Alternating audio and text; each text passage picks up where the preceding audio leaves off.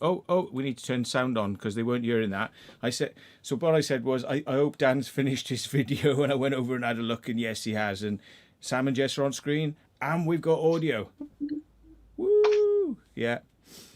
Still not looking very professional the way I got it set up, but it'll do. So let's do this gallery view thing, so we're sort of like equal size, and then that might work. So we have our own version of Fudge the dog, the cute dog, right? Who wouldn't be here? She would not be here if it wasn't for this. Oh, look at her. Seriously, right? She ain't interested unless there's something in it for her. In it. And you got stuff on your eyes. Clean your eyes. You can't go on camera like that. What's wrong with you? Oh. When you put your makeup on. Put your makeup on. Oh. There you go. Oh. You know when your dog's getting old, when they get eye boogers. Yeah. Oh, here you go, Em. Seems to have no effect on my dog. Jalapeno strong crisps. So, has an effect on me though. Bloody hell. Well, welcome everybody. Welcome to Sam and Jess. Welcome to Angel the dog. How are you? You all right? Yeah, nice to meet you. Thank you very much. So, yeah.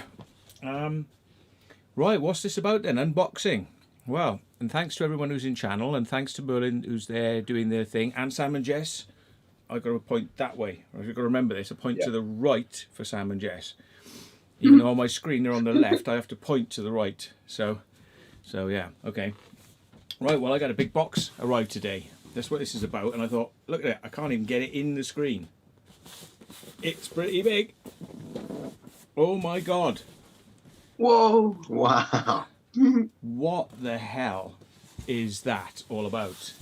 Well, some people sort of thought it might be the gimbal, but I did actually show people the gimbal the other day, so it wouldn't be much of a surprise if it was the gimbal.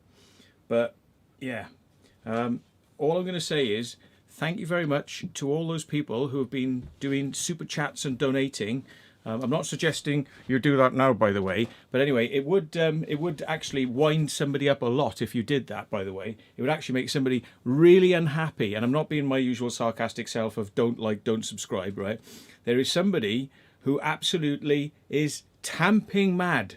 Tamping mad. I wonder if you can guess who it is. And don't say who it is in channel, right? Don't say it, because we'll remove the comments, right? If you say who it is, because we ain't giving them that. We ain't giving him that. Okay. They're going to disappear from existence from my channel because of the crap that's gone on. That's the way I'm going to deal with this. But this said person is very jealous that me and Dan Dixon and all the others have managed to earn money from YouTube. Yeah, and we're not talking vast amounts, but it's, you know, it's I'm not knocking it. Yeah, but you sent money which has got put into things like this, because my other gimbal died. This is dead. It does not work anymore. It is dead. It is dead. So I can do this sort of thing and throw it against the wall now. Yeah. So I had to get this one, but there's a slight size difference. It's as tall, but this is more beefy, and it's got this special control which I probably won't end up using for focus on the side of it. That's all by the by. But I've had two of these and they've both died. So anyway, I'm getting off the point here. But I've had two of those. But then I went and got this one. But I didn't realise there's a slight problem. I'll show you what the problem is.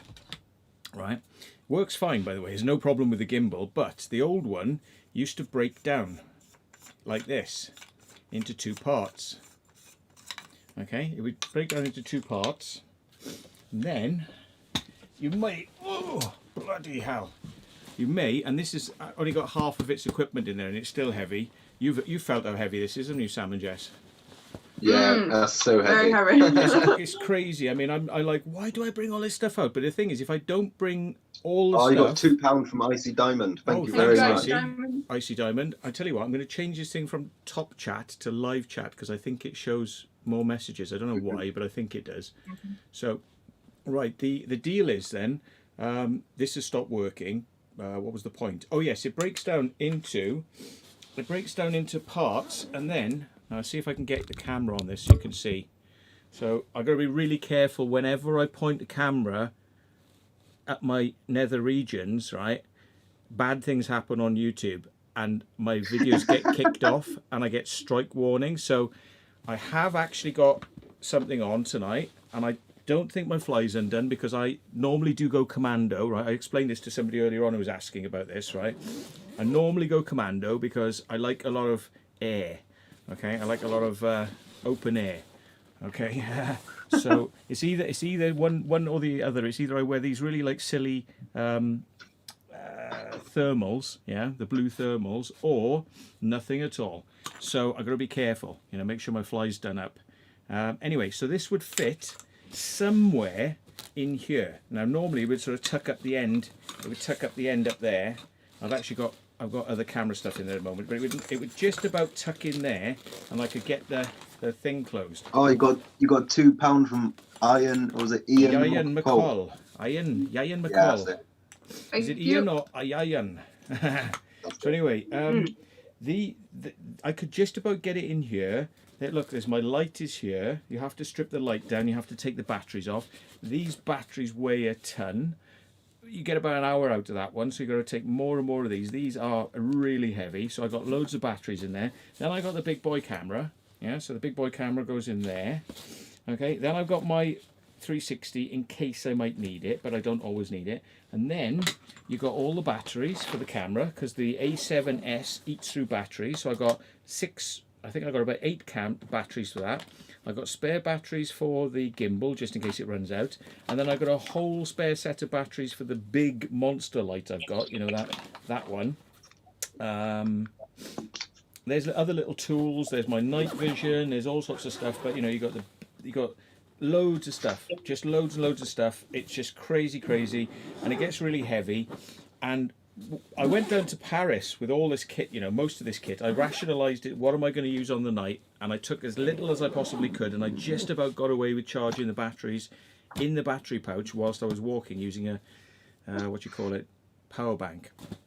So I was charging the batteries and filming, charging the batteries going. But the thing I noticed, and I have noticed many times, is this camera bag. You catching the drift? Yeah, you catching the drift. You probably know where this is going, right? This thing here is really hurting me when I go, because it's only got one strap, so it always digs into one part of the neck. So you're carrying all the weight in one place. There's a lot of weight. And if you're walking around for 3, 4, 5 hours, I have done it at times, it gets a little bit much. Now, I can live with that. I have lived with it, but I cannot get the gimbal in the bag. I mean, look at it. Look at this. It's the box the bloody gimbal came in. That is the box the gimbal came in. Just, you know, so that's like, you know, but I'm not going to carry that around with me, you know, just to keep the gimbal in, because then I'm going to have 2 boxes. And it's bad enough, like with a drone and the goggles, that's 2 more bags to carry. You know, it'd be nice to get it all in one thing. So anyway, this big box arrived today, and as I say, being able to replace the gimbal, that's thanks to you. I'm actually I've maxed out my bank account, but I know that there'll be some money from that super chat stuff will be coming through soon, so that's pretty cool. I have prepared, because I'm a bit silly, look, I have blanked out my address, because otherwise I'll be receiving parcels in the post. I've done this with my phone number in the past, yeah. So I've kind of prepared for this. I've got a knife, so I'm going tooled up, yeah. You know, I carry a knife and I carry a few tools in my stuff. So, you know, them that wants to say that I go tooled up, I totally do. But needs must, you know, it's like you've got to have a screwdriver for things that you need to fix, and I do carry a knife because, to be honest, you need a knife. It's like when you go on a boat, you should have a knife with you, because if you need to cut ropes and things that are like gone through the propeller, you know, you need one. So at the end of the day, yeah. Right, so should we do it? Should we do the unboxing? Let's do it, man. Yeah. Before I do, though, I'll just say, you know, hello to everybody in the channel, and thanks for everybody who's donated. Did anybody ask me any questions or anything when they donated money? Ian McCall just sort of and that was it. No questions, no. Okay, then. Come on, Matt. Open it up, says Dan Desjardins. Don't do it, Matt. Yeah, army bag. Yeah, it could be. Could be. Now, I tell you, somebody else that is into this sort of thing, right, is Mr. Dixon, right? And I nearly asked him what his advice was on this, but I know that he doesn't have quite the same problem as I do because he doesn't have the big gimbal. So I thought, well, I'll have to try this and see whether or not I can address the problem. So I think I've kind of researched this. Anyway, should we shut up? It's not so exciting if you listen to me, I suppose, is it? Unboxing. There's a spirit in here, by the way, that's come from India. And when I undo this box, it's going to be released into my house. And then we will have to do a spirit session with Carl and Andrew in my house. And so, yeah. It's not the box of Doom, Doom, Doom, but it's a very big box. And I just want to know how big it is. Because I'm thinking this is way too big, this box. So here we go. So, receipt. There we are. It's a low pro.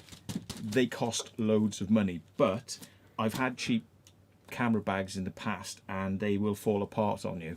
And especially with the amount of heavy weight I've got in there, I can't afford for the straps to just undo, or the clips even, you know, the clips that are on there, or the pull straps. So I was toying with the idea of paying 50 quid for ones that are this big on Amazon. They're only like 50 quid, but I just don't want to be going somewhere and then have the straps come undone and then I have to tie them and mess with them and all this sort of stuff. You got £2 from Mark Urbeck's Abandoned Photography and Video. Wait, Mark Urbeck's Abandoned Photography and Video. Thank you very much. So anyway, let's have a look then. So we've got a bit of packaging. So the box is a bit bigger than it needs to be. Now, I'm thinking I made a correct decision here. I have guessed the size. I've tried many times to find if this is the right size, and this is the biggest bag they do. I don't think they actually do one that's like a rucksack like this. Right, so let's have a look then.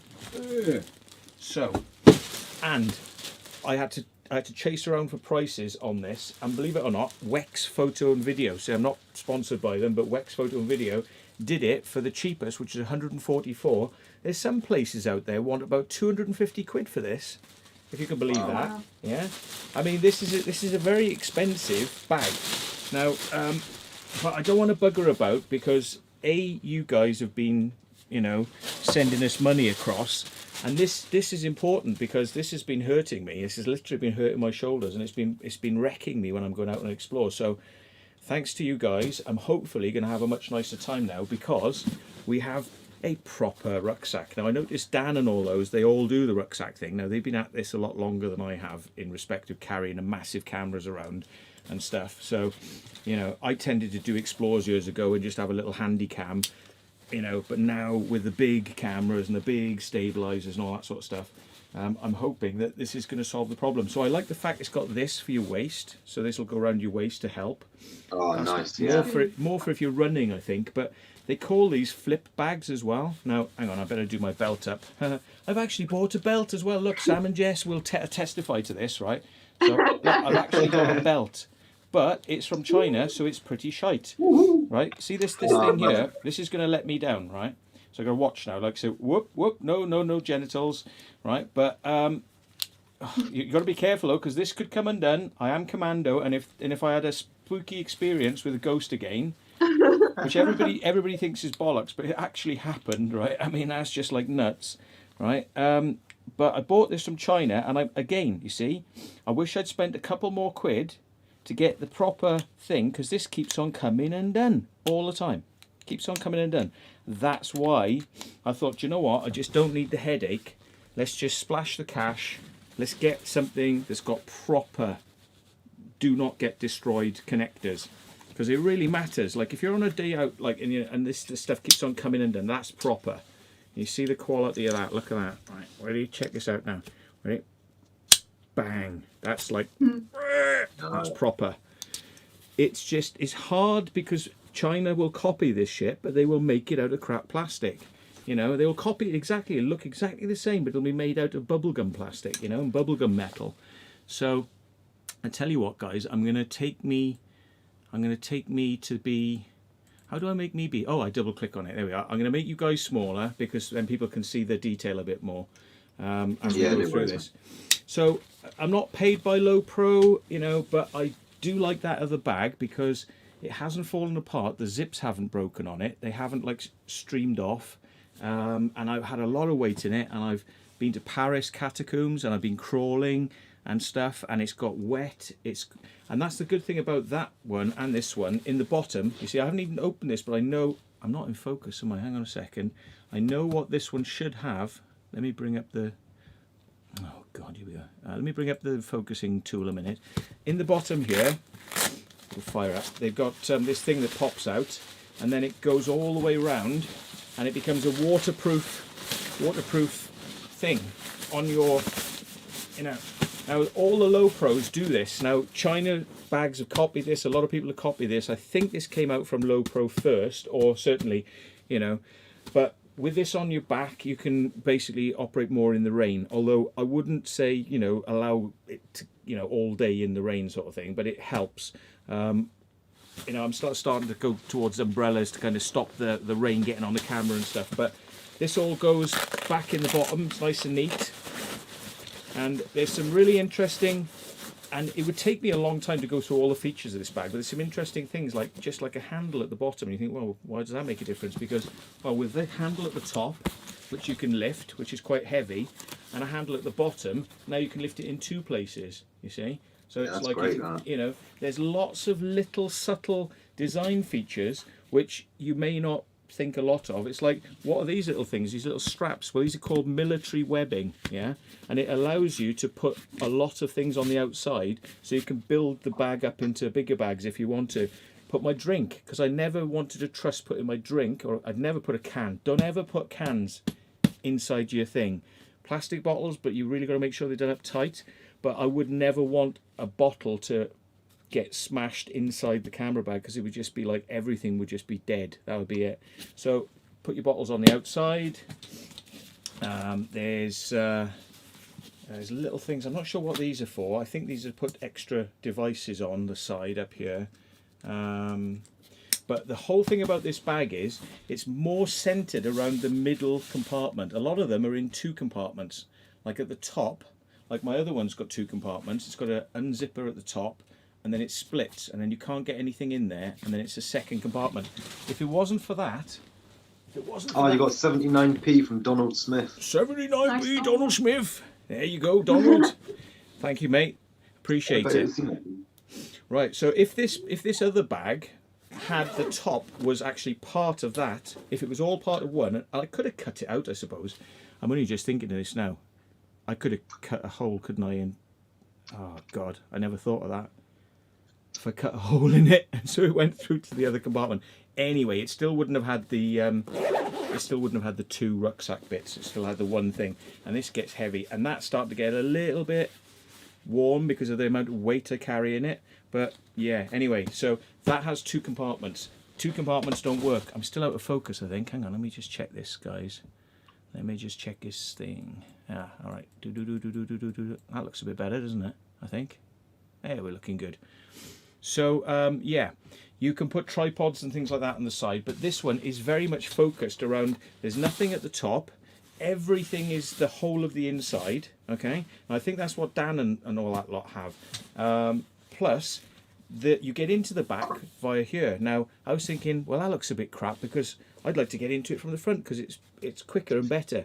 There's a reason why they did this, and it's not what you think, right? They've got stuff here. They've got a little compartment, and it takes lots of stuff. You know, it's like lots of little areas and bits and bobs, but it's quite thin. Okay. Now, you're not meant to put your expensive stuff in here, because if you're on a subway or you're carrying a bag, somebody could unzip it, stick their hand in, and nick whatever's inside. So you don't put your expensive stuff in here. The whole idea is they put it on the back so that you have to wear this side to your back, and the only way in there is to take it off your back and unzip it properly, right, to get into this. And there's a lot of space in there. Now that comes out. That's not necessarily, that doesn't have to be in there. So you can take that out. Now, I saw somebody who put the whole gimbal with the camera still attached all the way in here. So let's have a look. Wow. Oh, here we go. Now that's going to save me a lot of time, because simply just getting the two parts of this together and screwing them together, then putting the camera on and then balancing it, I mean, it takes time. So it's going to be nice if I can get the whole camera, and it does indeed. Look, it goes in.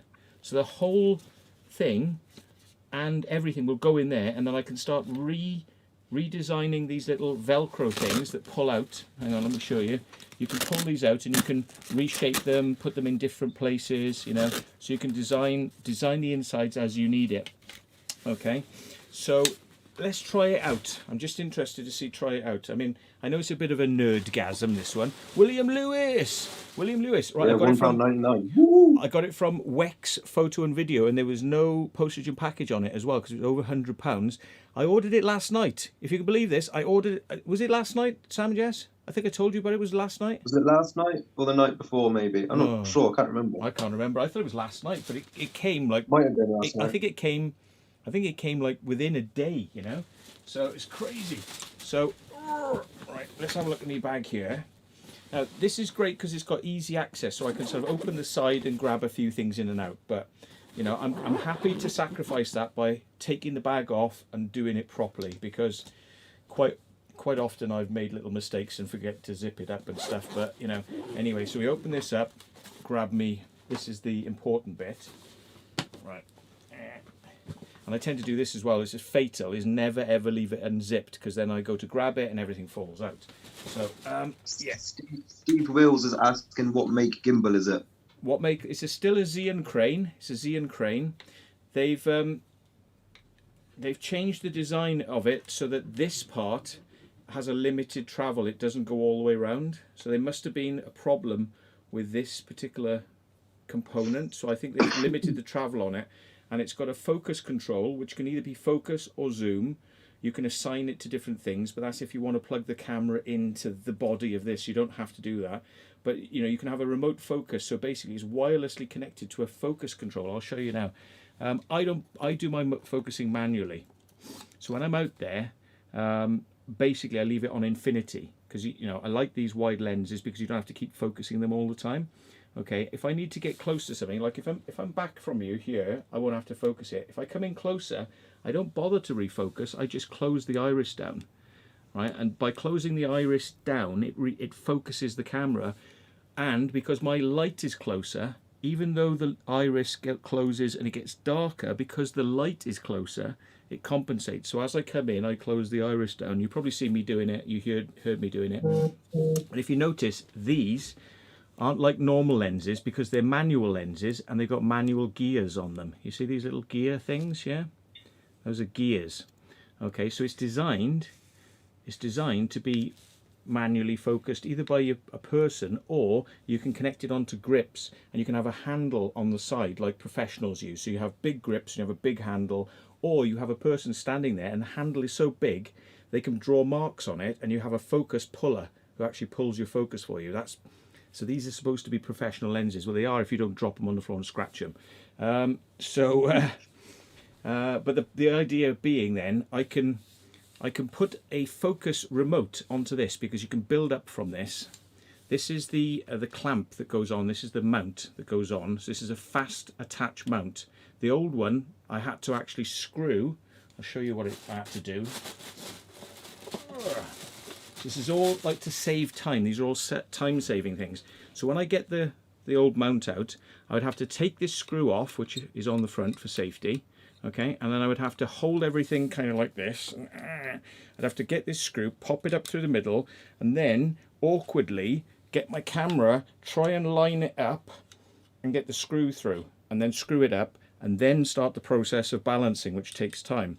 Now the idea is that you leave the mount on this at all times. So when I put it back in the bag, the mount is on there, and you can do it up really tightly so it's never going to move.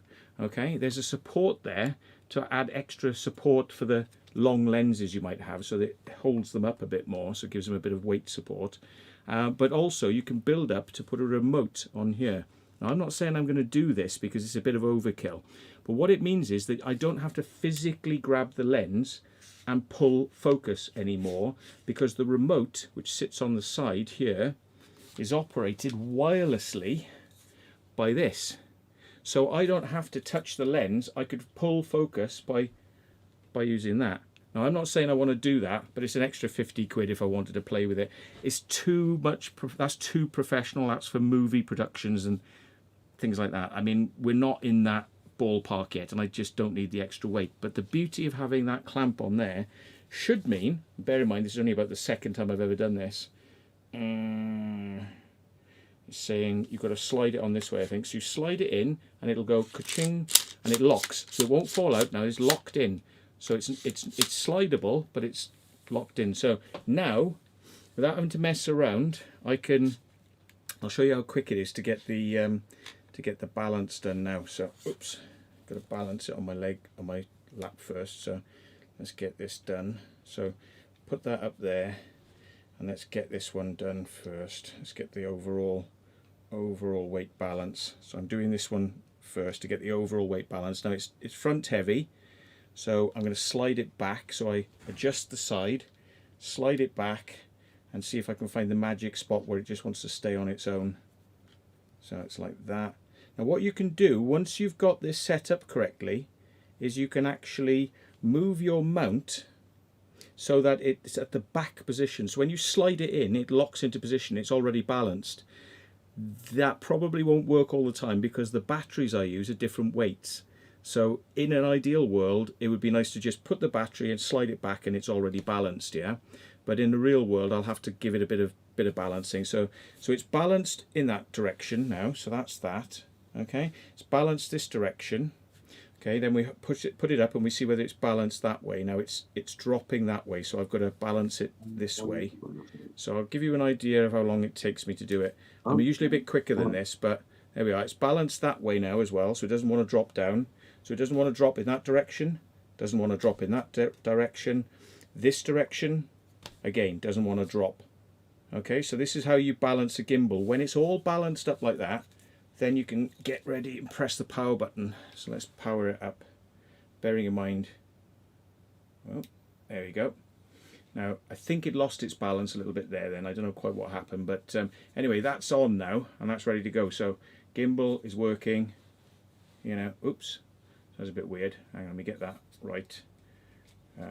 Is that me? Oh, there we are. Push the button up, get it balanced again. So yeah, you can't be violent with it, but I mean, basically, you know, it's pretty much ready to go. So I can go into locked mode, which means no matter what I do with my hand now, it ignores all movement. Oh, so I'm going to have to get used to that. It doesn't like there's certain movements it doesn't like. I have to get used to that. So balance it back up. And it could be because it's out of balance as well. If I turn it off, it'll probably flop. So it didn't quite keep its balance. Right, okay. Yeah, there's some sort of flop going on. I tell you what I forgot to do. It's this one. It's this one. You've got to hold it on its side, and I forgot to do that one. That's the one that's pulling balance problems. So let me do that now. So we get that one on its side, and then we just, well, it's well out. That's why it was kicking. It's well out. So I've got to push this well over. Right, now it's a little bit too much. Just a nudge back, just a gnats. See, if any one of these is out of balance, when you move, it'll throw it, which is what happened. I forgot that one. So there we are. So that one's nicely locked off. So we'd go through them again. So is that balanced? Yes, it is. Is it staying there? Yes, it is. Is this one okay? Could probably do with a little bit over there, but it's a gnats. There. That's it. Now, let's try it again. I'll probably not get that problem with it flicking when I was doing certain things. So we'll try it again. Right, let's go into locked mode. So locked mode, I can do that, and then I can move around, and I go forwards and backwards, and I can really now, there you go. See, it doesn't play up now. It doesn't play up. Yeah. I mean, this is the beauty of a stabilized gimbal, is you can really go crazy, and it makes everything look smooth. Yeah. So it is magic. I almost fell down a hole and you couldn't even tell that I fell over. Yeah, exactly. You can't tell when people have fallen over, cracked their heads open and are bleeding, you know, and it's like, well, the shot was perfect, you know. So so now I can follow focus. And the beauty of the crane, and this is the reason I'm not paid by Crane, but the beauty over these and other types of gimbals is that you can get an app and you can dial in how fast the turns are. So you can make it really slow. Now, that's too fast for me. You might think that looks okay, but that's too fast. What I want it to do is to force me to go slow. So when I jerk it to the right, it doesn't go like that. It goes and slowly catches up, and it basically forces me, because sometimes when your heart rate is up, you don't realize you're actually doing quite quick whippy turns. And quick whippy turns, when you're on film work, it looks very shuddery and very stuttery. Okay, and there's a certain magic speed, which is like that sort of speed, and you have to work at those sorts of speeds. Otherwise, everything looks stuttery and stroboscopic, you know. So basically, I can tell this to slow right down, and it forces me to, if I notice I'm going too fast with my hand, then I'll slow down, because it's just showing me 1, 2, 3. You see, and when you're calm, your timing is different to when you're, you know, heated. So it's like this forces you to film correctly.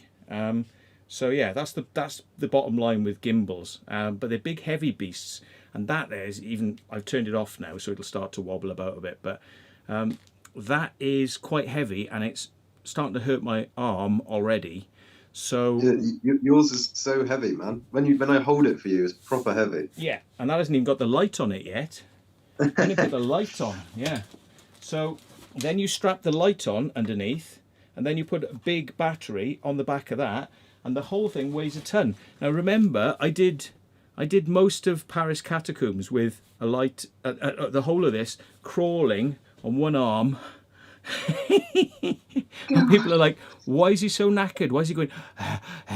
Because they don't realise it's like, you know, it's a lot of kit, you know. But I was determined that if I was going to do the Paris catacombs, I was going to do it Steadicam.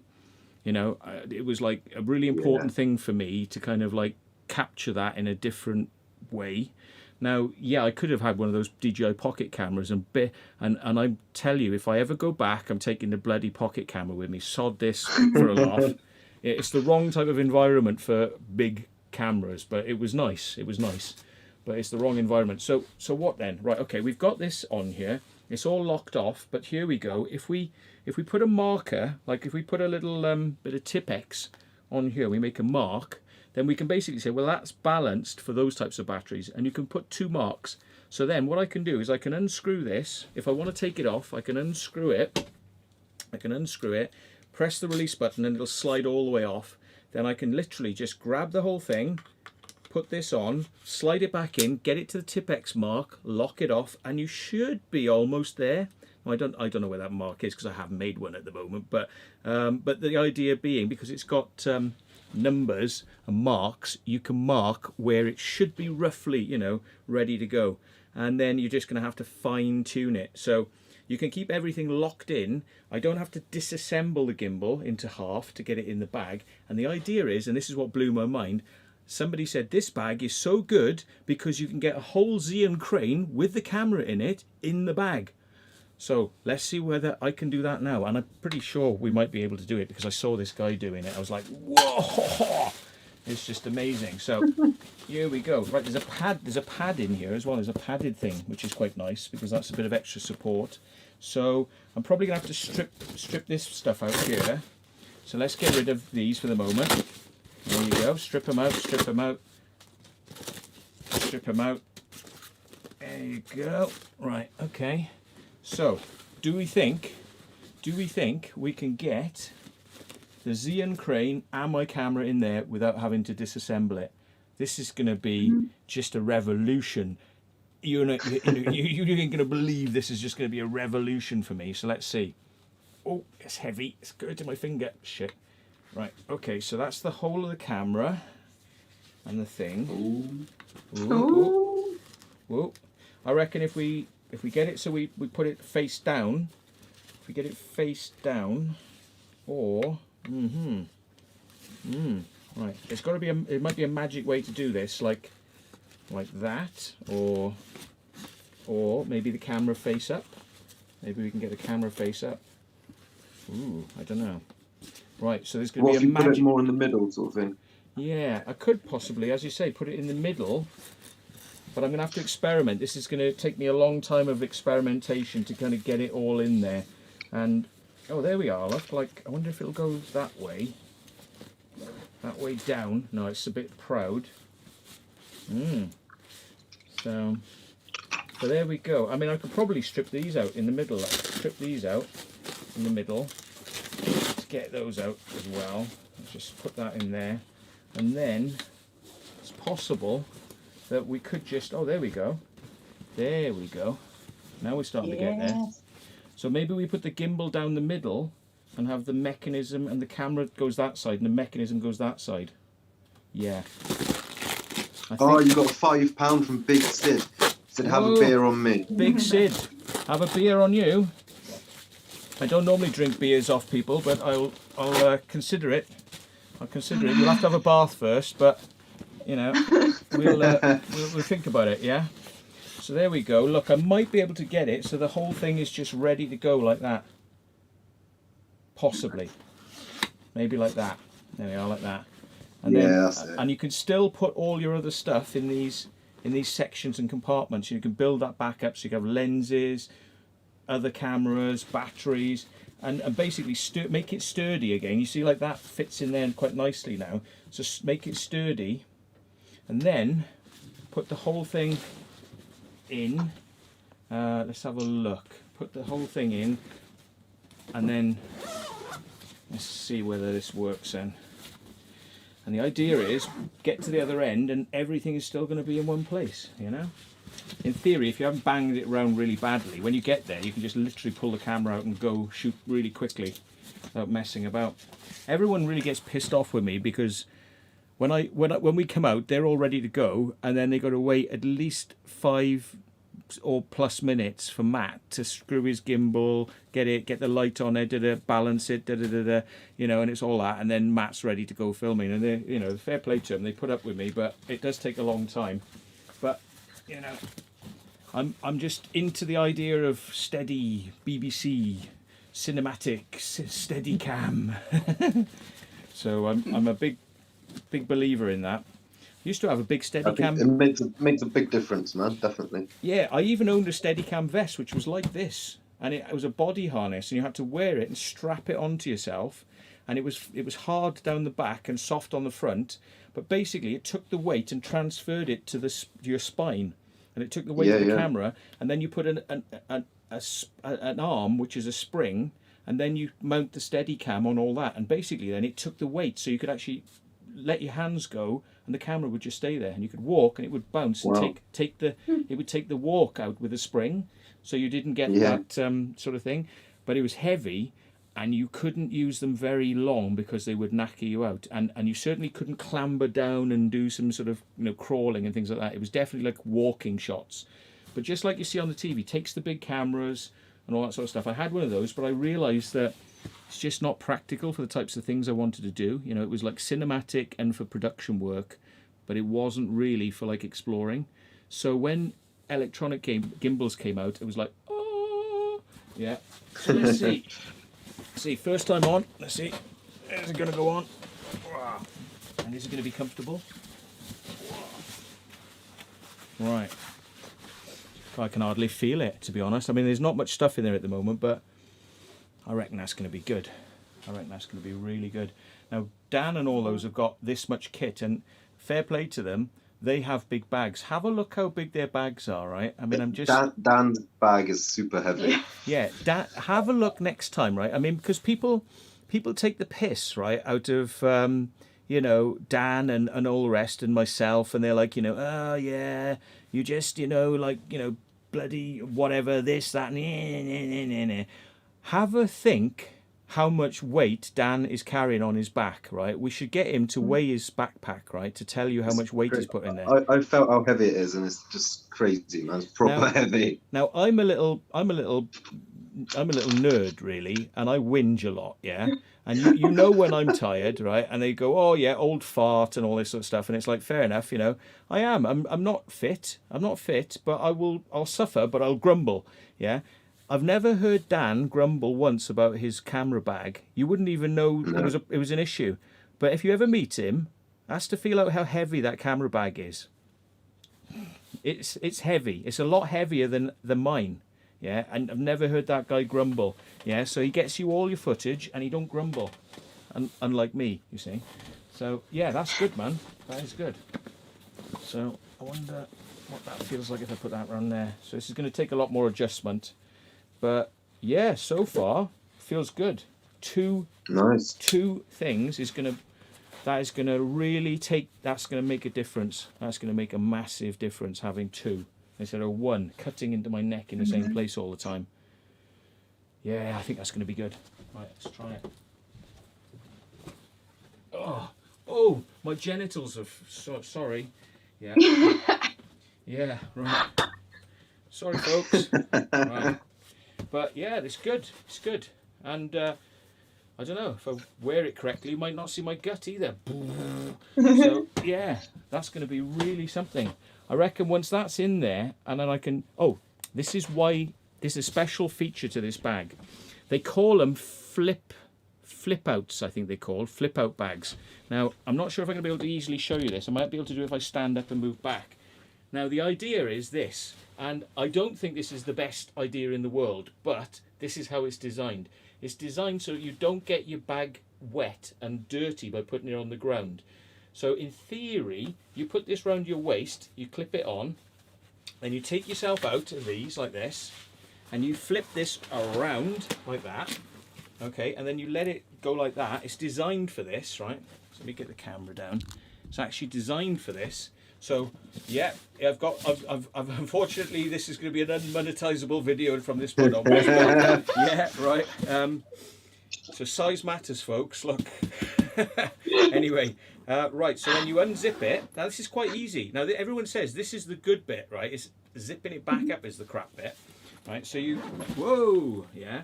So you've got to watch it, but it comes open. You can grab what you need, but you don't have to put the bag on the mud and in the crap. Yeah, so you grab what you need. That's great. And then this is the hard bit that people all complain about. They say getting it back is not easy. Well, that's not too bad.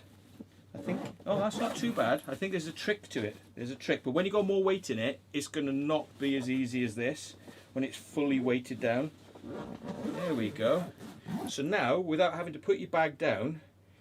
Now that's got a similar function. I'll show you that on the other bag. I'll show you how it works with that one. But then you got that. So again, it's secure because nobody can steal your most expensive stuff. They can only stick their hands in the little compartment at the back.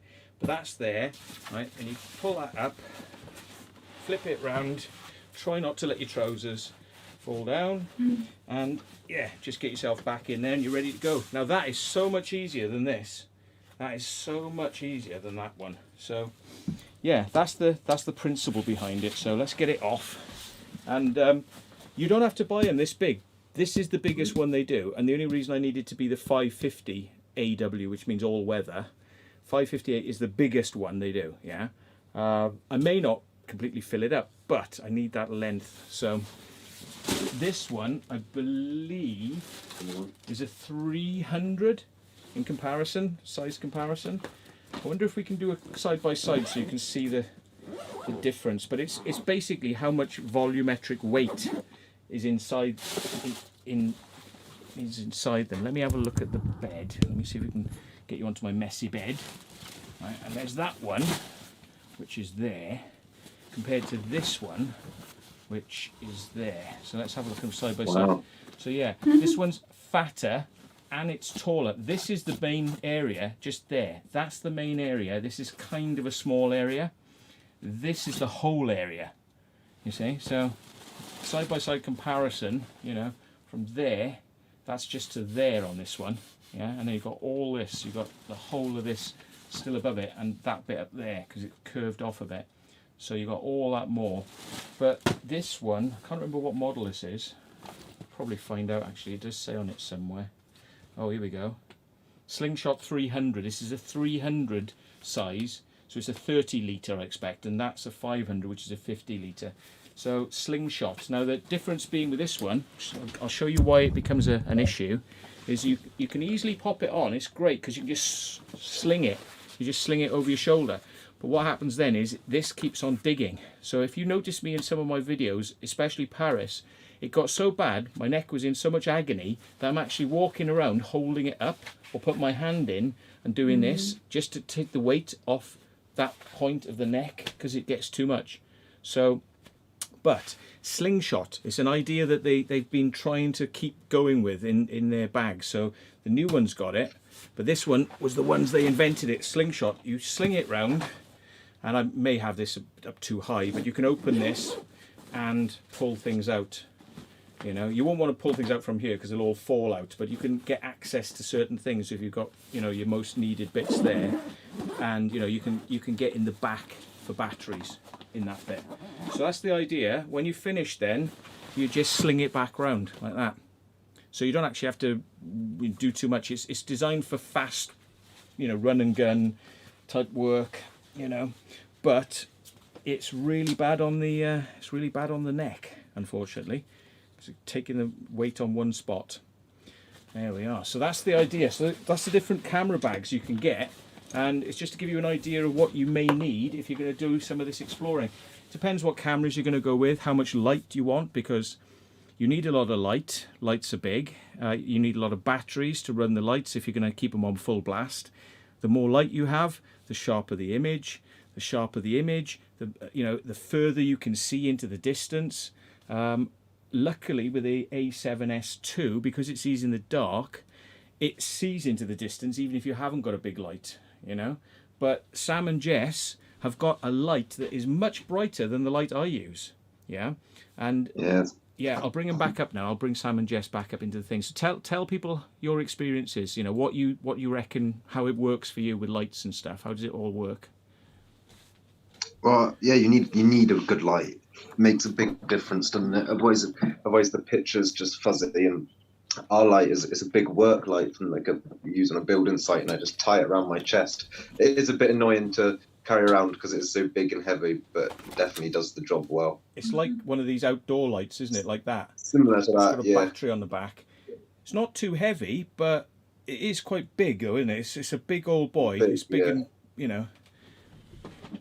But you know, without that light, if you had like just a torch that had a spot on it or something like that, what would be your problems? You know, what would be the trouble you've had with that? Because I know you've experimented with a few lights and you've come to the conclusion that that's a pretty good light, and it is a very good light. It is, yeah. The picture just doesn't look good at all. Just all pixelated, and you just kind of only get a pinpoint of the torch with other lights. Yeah. You need something that lights up the whole room. Yeah. Right into the distance, isn't it? That's it, right into the distance, yeah. Otherwise it's going to be focused here and clear here and then mushy and going, you know, in the background. But your torch is good though. That really bright one, that's a good one, isn't it? The really big torch I've got, but it don't half get hot and it burns through the batteries. It says 90 minutes, but I think that's 90 minutes for the lower version, because they send you the instruction manual for the lower version. I only get about 30 minutes because it's the double brightness one. So you don't get 90, you get 30. So you're going to eat through 4 big batteries in 30 minutes with it. But it does light everything up.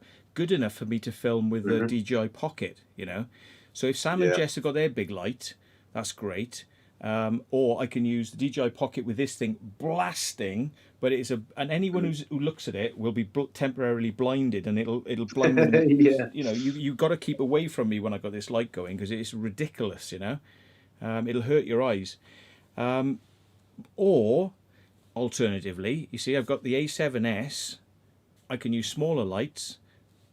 You know, they don't. It doesn't need as much light because it can see more in the dark than I can. Yeah. You know, so you don't have to have so much light. So it's a trade-off. If you're going to use your phone, phones need a lot of light. So you need a big work light like Sam and Jess's, or you need the big beast. You know, that you need that big beast, and they're going to use a lot of power in order to use your phone. Your phone will look fine as long as you've got loads of light. It'll look absolutely wonderful, but you will be letting everyone know where you are, because it'll be like boom. If you're outdoors, they'll all know where you are. Right. Fine indoors, but definitely want to, you know, be more stealthy when you're outdoors. So, you know, if you take the light away, then you're going to just see black and fuzz, you know. So it's one of those. You've got to consider the light, and then right, where do you put all this kit? You know, especially if you're wandering through the rain to get to a building, you don't really want to have your light hanging on you. So how do you manage with that then? You got a rucksack or something? Yeah, just pop it in my bag. Yeah. Yeah. My rucksack's actually broke. The zip's broke on it, so I need a new bag as well, man. Well, Would you like to have that one I've got there? Was that the strap one? Would you like that one? Well, I'll sort you out some money for it, mate. You can have it if you want it. You sure? Yeah, Oh, you can nice have it one, man. if it's of Thank any you, use Matt. to you. That's really appreciated, mate. Thank you. It's going to be no use to me now. I've got 2 of them, and I keep some other camera gear in the other one, and I've got a small one, a really tiny little one. But to be honest, I don't need 2 of them. You know what I mean? It's like a bit unnecessary. So Awesome. see if you Thank like you very it. See much. if you like it, because you might decide down the line you don't like the But I don't think you're not quite as heavy as me yet. You're not really carrying the sort of the kit. No, it's just my light and my gimbal. Yeah. Yeah. But Oh, even bro. though it's been all over the place, like Paris and stuff like that, and literally it had like, sorry, I'm just telling you why it's had like sewage water and stuff on it. But I have cleaned it with like Domestos and stuff like. Well, not Domestos. I've cleaned it with stuff disinfectant and things like that. Yeah. So but look, it comes up. The fabric comes up okay on it. It's actually really quite good. And I mean, I haven't cleaned it in ages.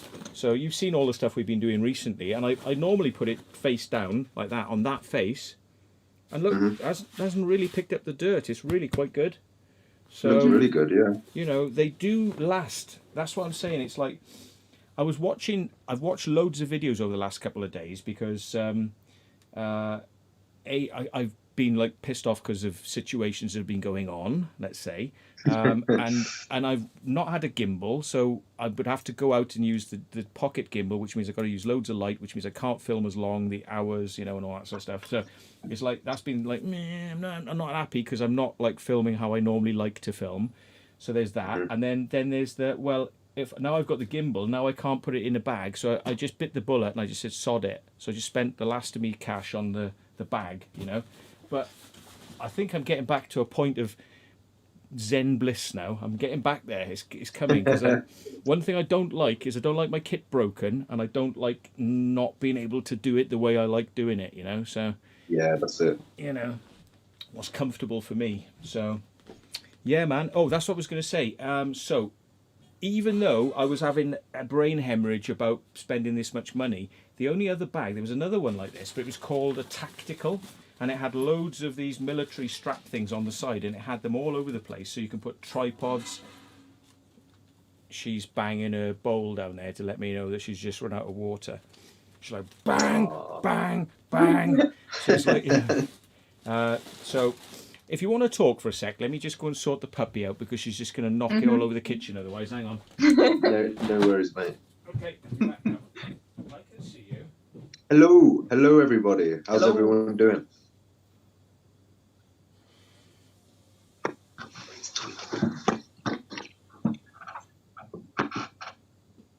Come on,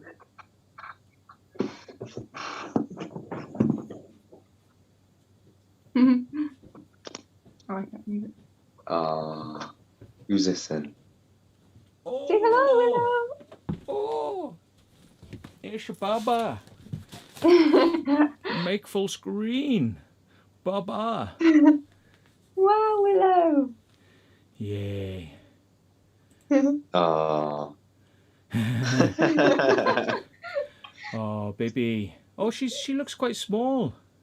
She's really small, yeah. Oh, I only just realised she's like a little dutt. Oh, Yeah. Yeah. When we went to look at this place, it was like a barnyard, and the cat was there's hundreds of cats all running around, and she was in the corner, pretty much dying because she was so Aw. small. So we rescued her out of there. oh. Yeah. They're always the ones that come to you and make a fuss. Or you can see they need you. You know the ones that need you, don't you? Yeah, when you go. That's it, man. Yeah. So, I mean, I was impressed by Sam and Jess's light, so I thought, oh, I'd like to have one of those because it seems to last quite a bit of time compared to my little one, which is a beast, but that burns through the batteries. So here's the upsides and the downsides, right? I didn't buy this. These were purchased for an event that I was helping out with recently. So we wanted to buy the cheapest we could.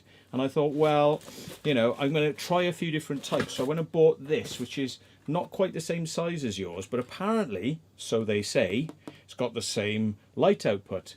Don't trust if you're going to buy lights, do not trust any Chinese values for brightness.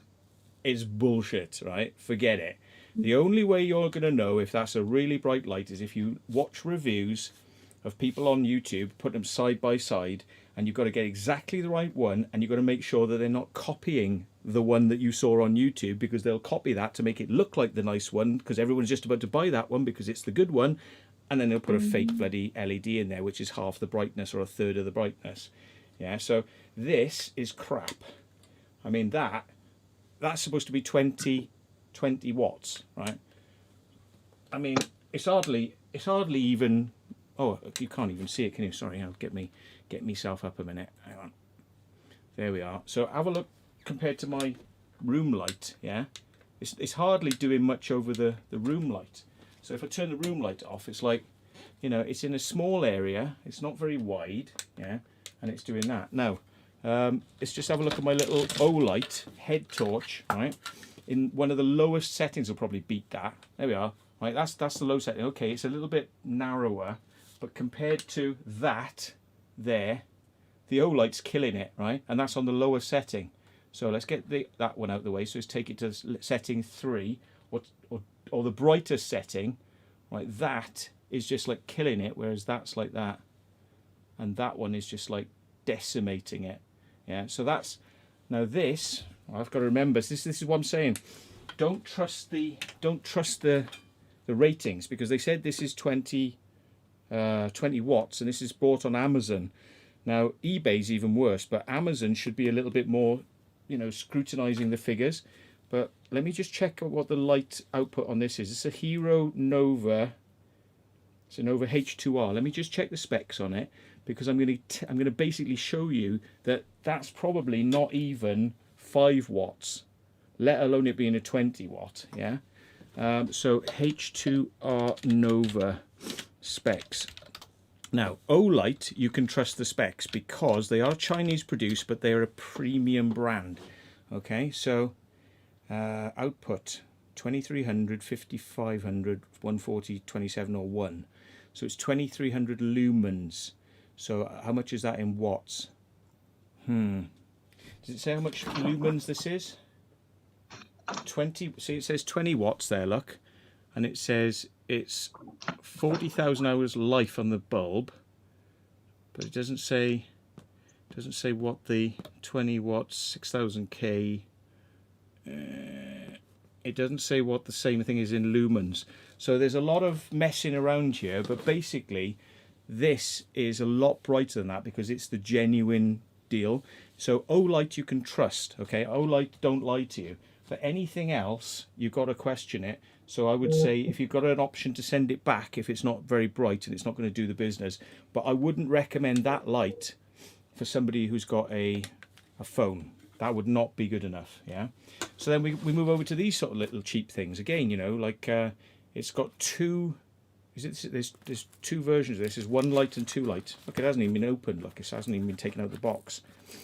Because we got a load of these sent to us because we had to send them out to people, and they needed to do work with them. So, but there we are. Like straight out of the box, it's got two lights. It's got two. So what's the specs on this then? What's the specs on this? It doesn't actually say. It doesn't even say. That's not a good sign, is it? No, it doesn't even say. It probably did on. Oh, hang on. Is it? It's just got the model number W8 something. Anyway, let's try it out. So you got like that. There's different brightness modes. So it's just like on. So it's on, dim, and flash. Okay, so we're not onto a good start here. So how bright is that compared to that one? So I think these were probably like 10 watts, and this is supposed to be 20 watts. So is the 20 watts brighter? Yeah, it is a little bit. It is a little bit. So it's quite bright, isn't it? Yeah. So let's turn the main light off. Right. So it's like. Here's the small one, and there's the big one, and there's the small one, and there's the big one. I'll go and grab my light. Yeah. Trouble is because this light is this Logitech is going up and down automatically. The brightness is hard for you to tell, but maybe you can tell if I do it this way. So it's like this or something. But I mean that is rubbish, really. I mean, to be honest, again, 5 watts, it's not enough. It's not enough if you're using camera phones. It's just not enough. So you really you don't go buying any lights that don't have an ability to send them back if you think they're not bright enough, because you'll probably be disappointed by a lot of the stuff that's on sale unless you spend the money. And this is the thing about, do you bother to spend the money? This is the thing with the Low Pro. There was another bag that was one up from this, and it was £200, but it had like, it had like, what would the word be? Shielding? Not padding, protection. It had like protection, so it was like slightly crush proof as well, but it was 200 quid, and you can spend a lot of money, but then you've got all the copies on eBay and Amazon which look just like these. They look absolutely just like them. But I watched a load of the reviews where you've got guys who go out hiking and they say, right, I've spent like £300 second hand on a bag that's from like North Face or something like that, and that was good quality, but let's see if the copy that's from China that looks pretty good, how it sort of goes. And he's like jogging, and within half an hour the strap had broken, the plastic had come off. Literally these tensioners here that allow you to slide it up and down to sort of get it like that. As he was walking, you could hear it going rip, and it was like going rip, and it was coming out, and he was pulling it tight, and then you walk 2 or 3 steps and it goes rip, and it was just coming out.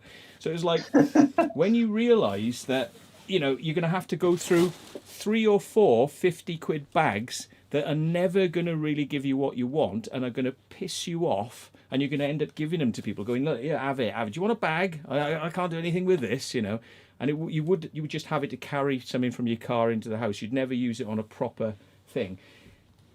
There are some things you've got to... Nat's in the chat. Hey, Nat. Hi, Nat. How you doing? How's things? Okay, I saw the stream last night. It was really good. It was good, yeah. Yeah. Those two are so brave doing that, just them two. I think if we did that, there'd be a few screams from Jess, definitely. Oh, well, yeah, you've got to bring the scream machine. Yeah. Yeah. But...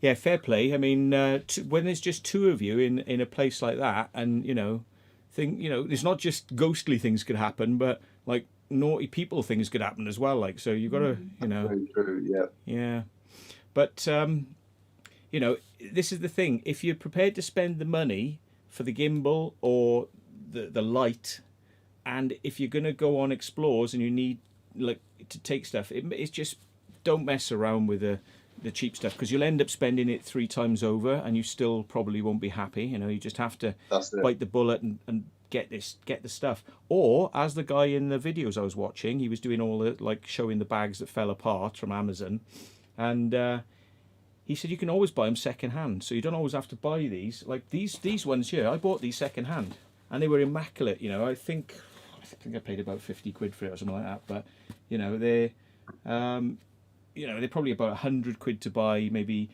the big one is 144 was the cheapest I could find it for. A lot of them were trying to sell it for like 180, 190. And, so they can get into crazy money, but just buy it second hand. There's a lot of people out there, just get out of it. They sort of like buy a camera, they're not interested, they get rid of it. Perfectly good stuff, but get the good quality brands though, second hand if you can't afford them new. That's my advice. But don't skimp out on your lights. Don't skimp out on the lights, because they're a really essential part of what you do. I've seen so many people whose videos would be absolutely magic, right? I don't want to name names because they're not anyone I do explores with at the moment, but people quite often send me their videos, and I'm always interested to see where they've been, and my face just drains because they've got into somewhere that I would like pay money to go and see, like I would pay to go on a tour of, and it's like gold dust, and they're walking around with a handheld phone, right, in the dark, and it's like mush.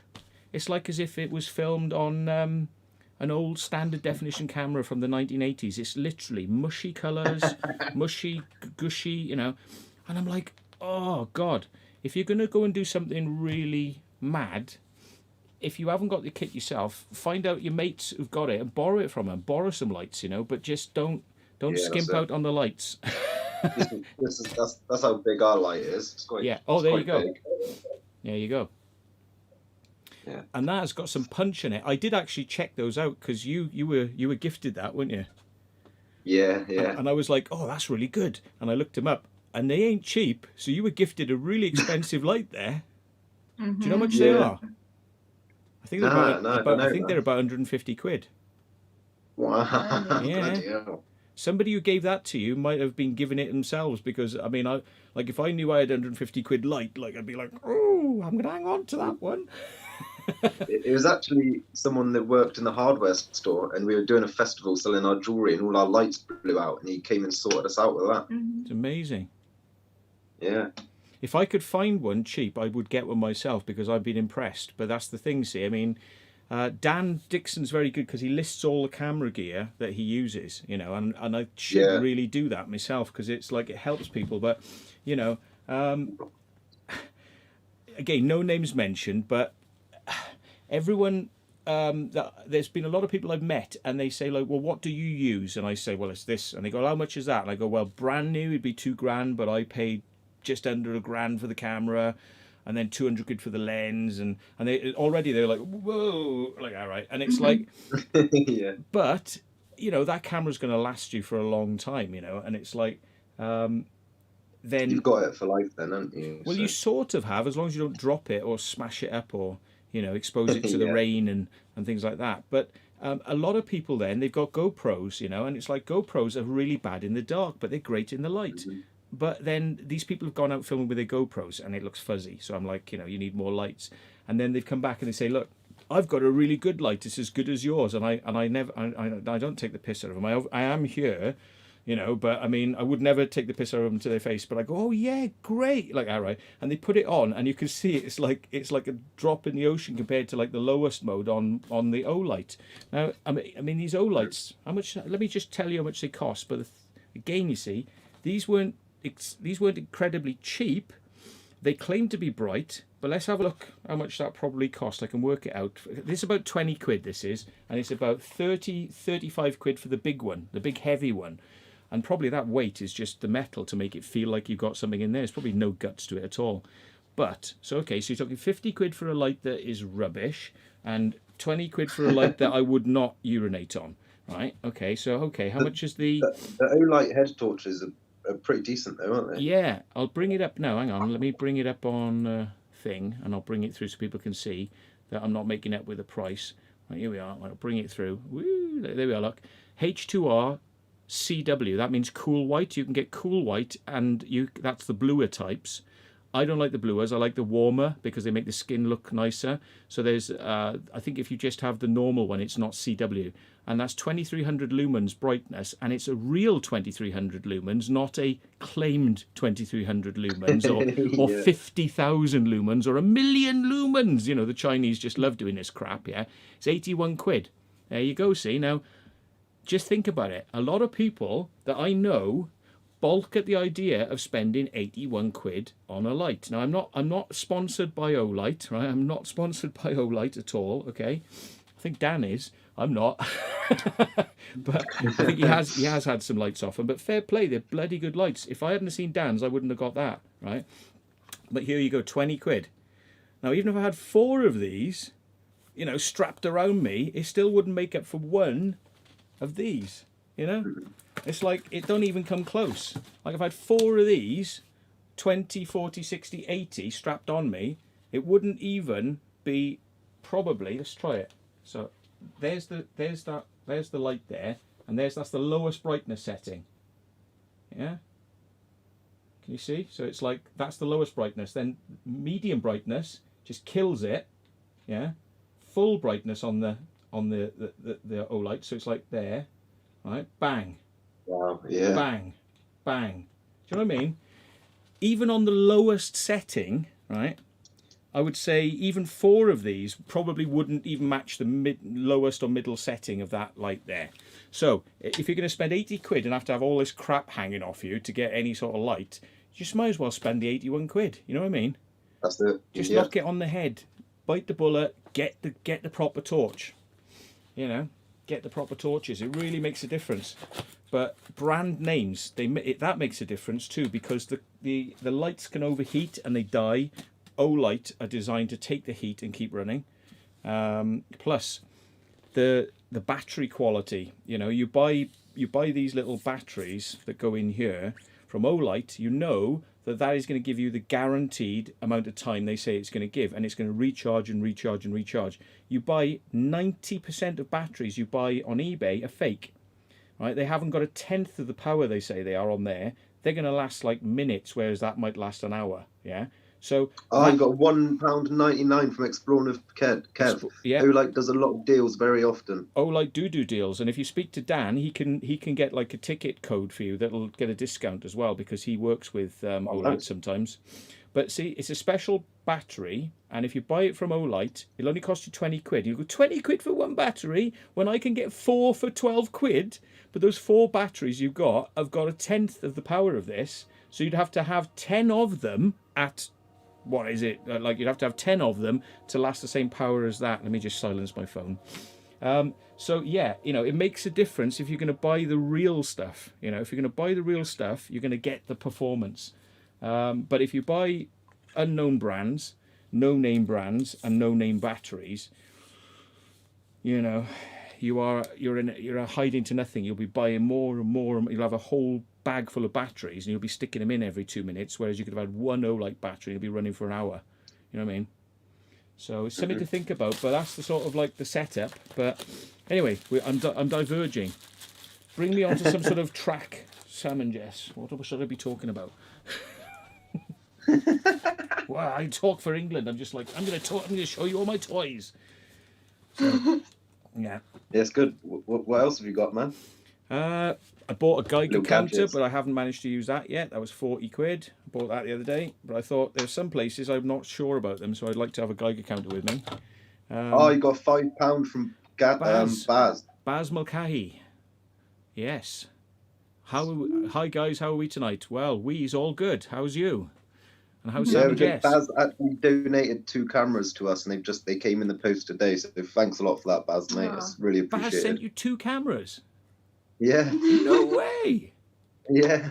Bloody hell. Are they A7S2s? Unfortunately not. Oh, well, that's very kind. Yeah, it's very kind Very of him. kind. I mean, you know, we're really grateful for everything that you do for us, because, you know, I'm just trying to illustrate with this that, you know, I invest heavily into the things I'm interested in because it gets better footage, you know, and I'm like, Dan's like really invests in his car, you know, which he needs because he drives a hell of a lot. So I don't blame him. You know, there's like, I've invested a lot in cameras. He's invested like tons more on his cameras than I probably ever will, you know, and he replaces them for the latest models all the time. You know, he's always like, you know, going for that new camera and the new look and all that sort of stuff. But you know, this is where you guys come in handy, because it's like there have been, I'm just going to put it out there. There have been people who've slagged us off recently. You know, try not to go down that road, down the spiral hole, but with that conversation. But there are people who slag us, you know, saying like, oh, you know, you've made money off super chats, and like all you do is sit there and people are sending you money, as people have done tonight.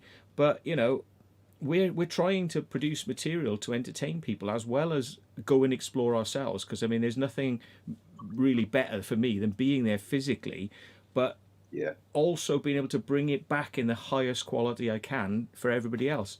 Because if I went there and I just waved my phone around and I go home, I'd be embarrassed looking at my own footage. You know, it's like I wouldn't want to watch my footage back. But I can actually say that since I've started doing it properly, I will sit and watch my own videos. Bit egotistical, but I will sit and watch my own videos, you know, and it's like, because I'm like, God, that actually looks quite good. When you're there, you don't realise it, Yeah. because the camera's taking care of the dark, and the stabilizer's taking care of all the crap. But when I do handheld, you've seen me doing handheld, it don't look pretty, does it? Yeah. When I'm Nah, that's it. handheld, I I'm not a knew good if I was going to handheld start guy. filming on my phone, I definitely wanted to use a gimbal. Yeah. 100%. I mean, Dan's, Also, Matt, Leanna Basil is a wicked mod. She wants to become a mod. She mods for everyone else. oh, go she's on in the then. live Oh, chat. can I do it, or no? I'll do it. We can't do it. Oh, okay. Hang on. Also, Martin Hill just commented and said his daughter is called Jessica and my dad is called Martin, so that's crazy. Leanna Basil, right? I got it. Yeah. Add moderator. Got to be careful because could click the wrong thing and end up banning somebody from the channel. If you've got to be really careful. Oh, hang on.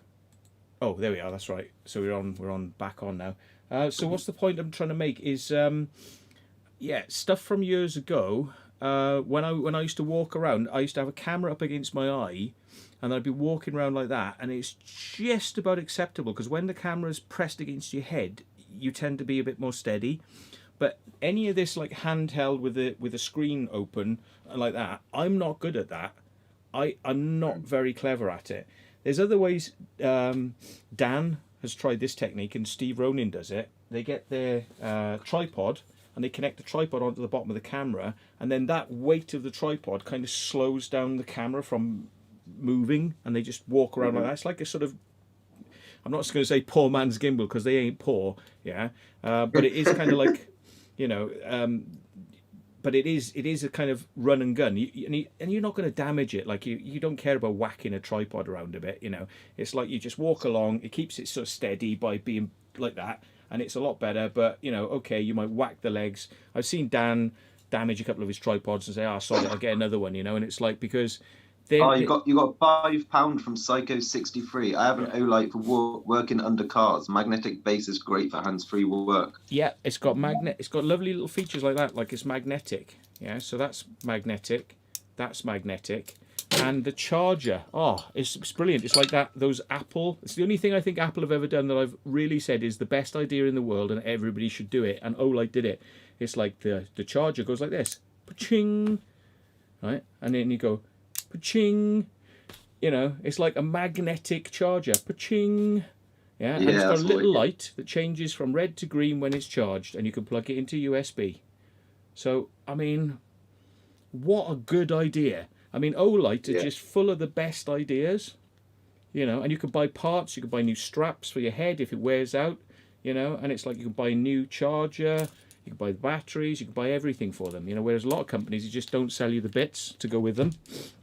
So, yeah, but the tripod method is quite good, and I would recommend if anybody wants to get himself a selfie stick, yeah, if you're going to get yourself a selfie stick, get yourself a heavy tripod and get yourself an adapter and use the heaviness of the tripod to slow your phone from moving, because it's that weight that slows it down, because it's the lightness of the device that makes it twitch.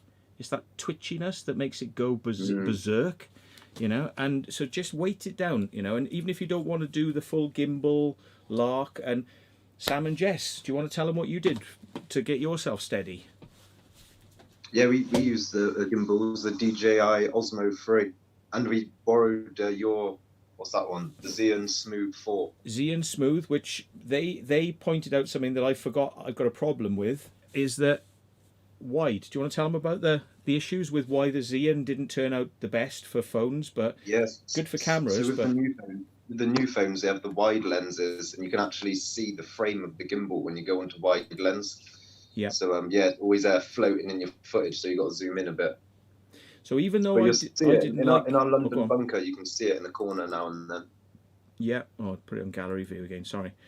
You got $4.99 from Credit Crunch. Credit Crunch. Yeah. Did he say anything to us? No, he didn't say anything. Okay. Well, thank you, Credit Crunch. That's really kind of you.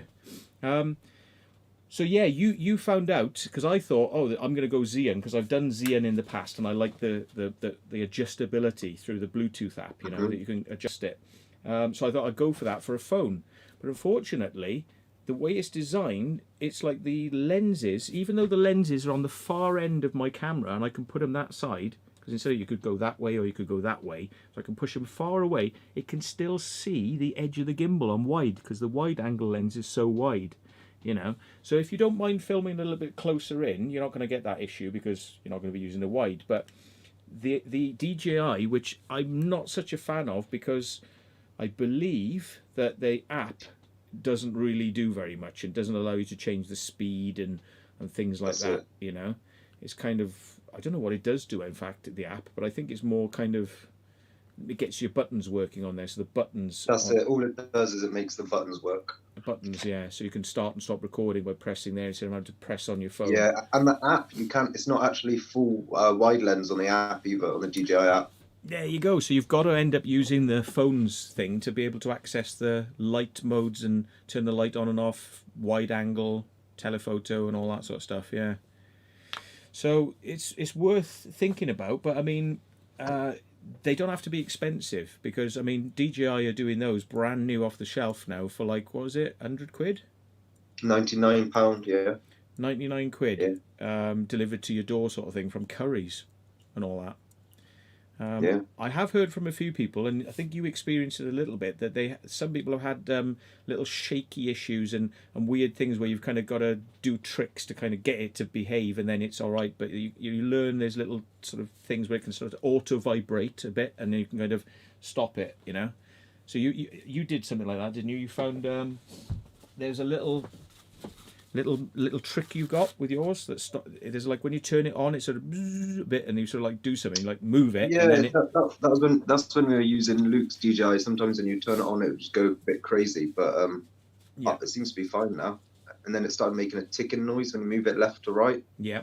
But I don't know what that was about. The trouble with the gimbals is I had this with these.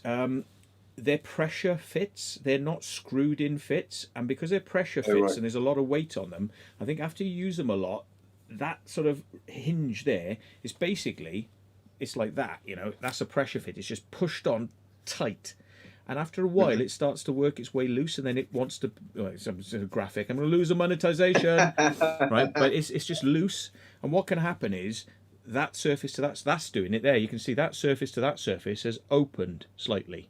Yeah. And you can see it can actually move back and forth. There's quite a bit of play there. And I can squeeze it together and it stays more together now. And I can actually pull it out, which is bad as well. You don't want to do that. But the trouble with these things is they're kind of not the best built, which is why I'm hoping the version 2, they fixed a lot of the little quirks from the 1, because I've had 2 go in the exact same manner. And I'm hoping they're not using pressure fits anymore, and they're actually locking it in so that it's more solid. But I don't know. Time will tell, because it's an expensive way to find out, you know, whether these things have problems or not. But buying a new one is definitely recommended over buying a second-hand one, because if you're using them and you're climbing around and you cause yourself to bang it, and then it starts and it causes problems, you'll have a recourse with warranty. Whereas if you buy one second hand off somebody on eBay, you might be saving a few quid, but then it might not last you, because if you bang it, you can't go back to DJI for warranty. So again, it's one of those. It's a device. Definitely gimbals are a device I would recommend buying new. But unfortunately, that big boy, they're 600 quid new. So Wow.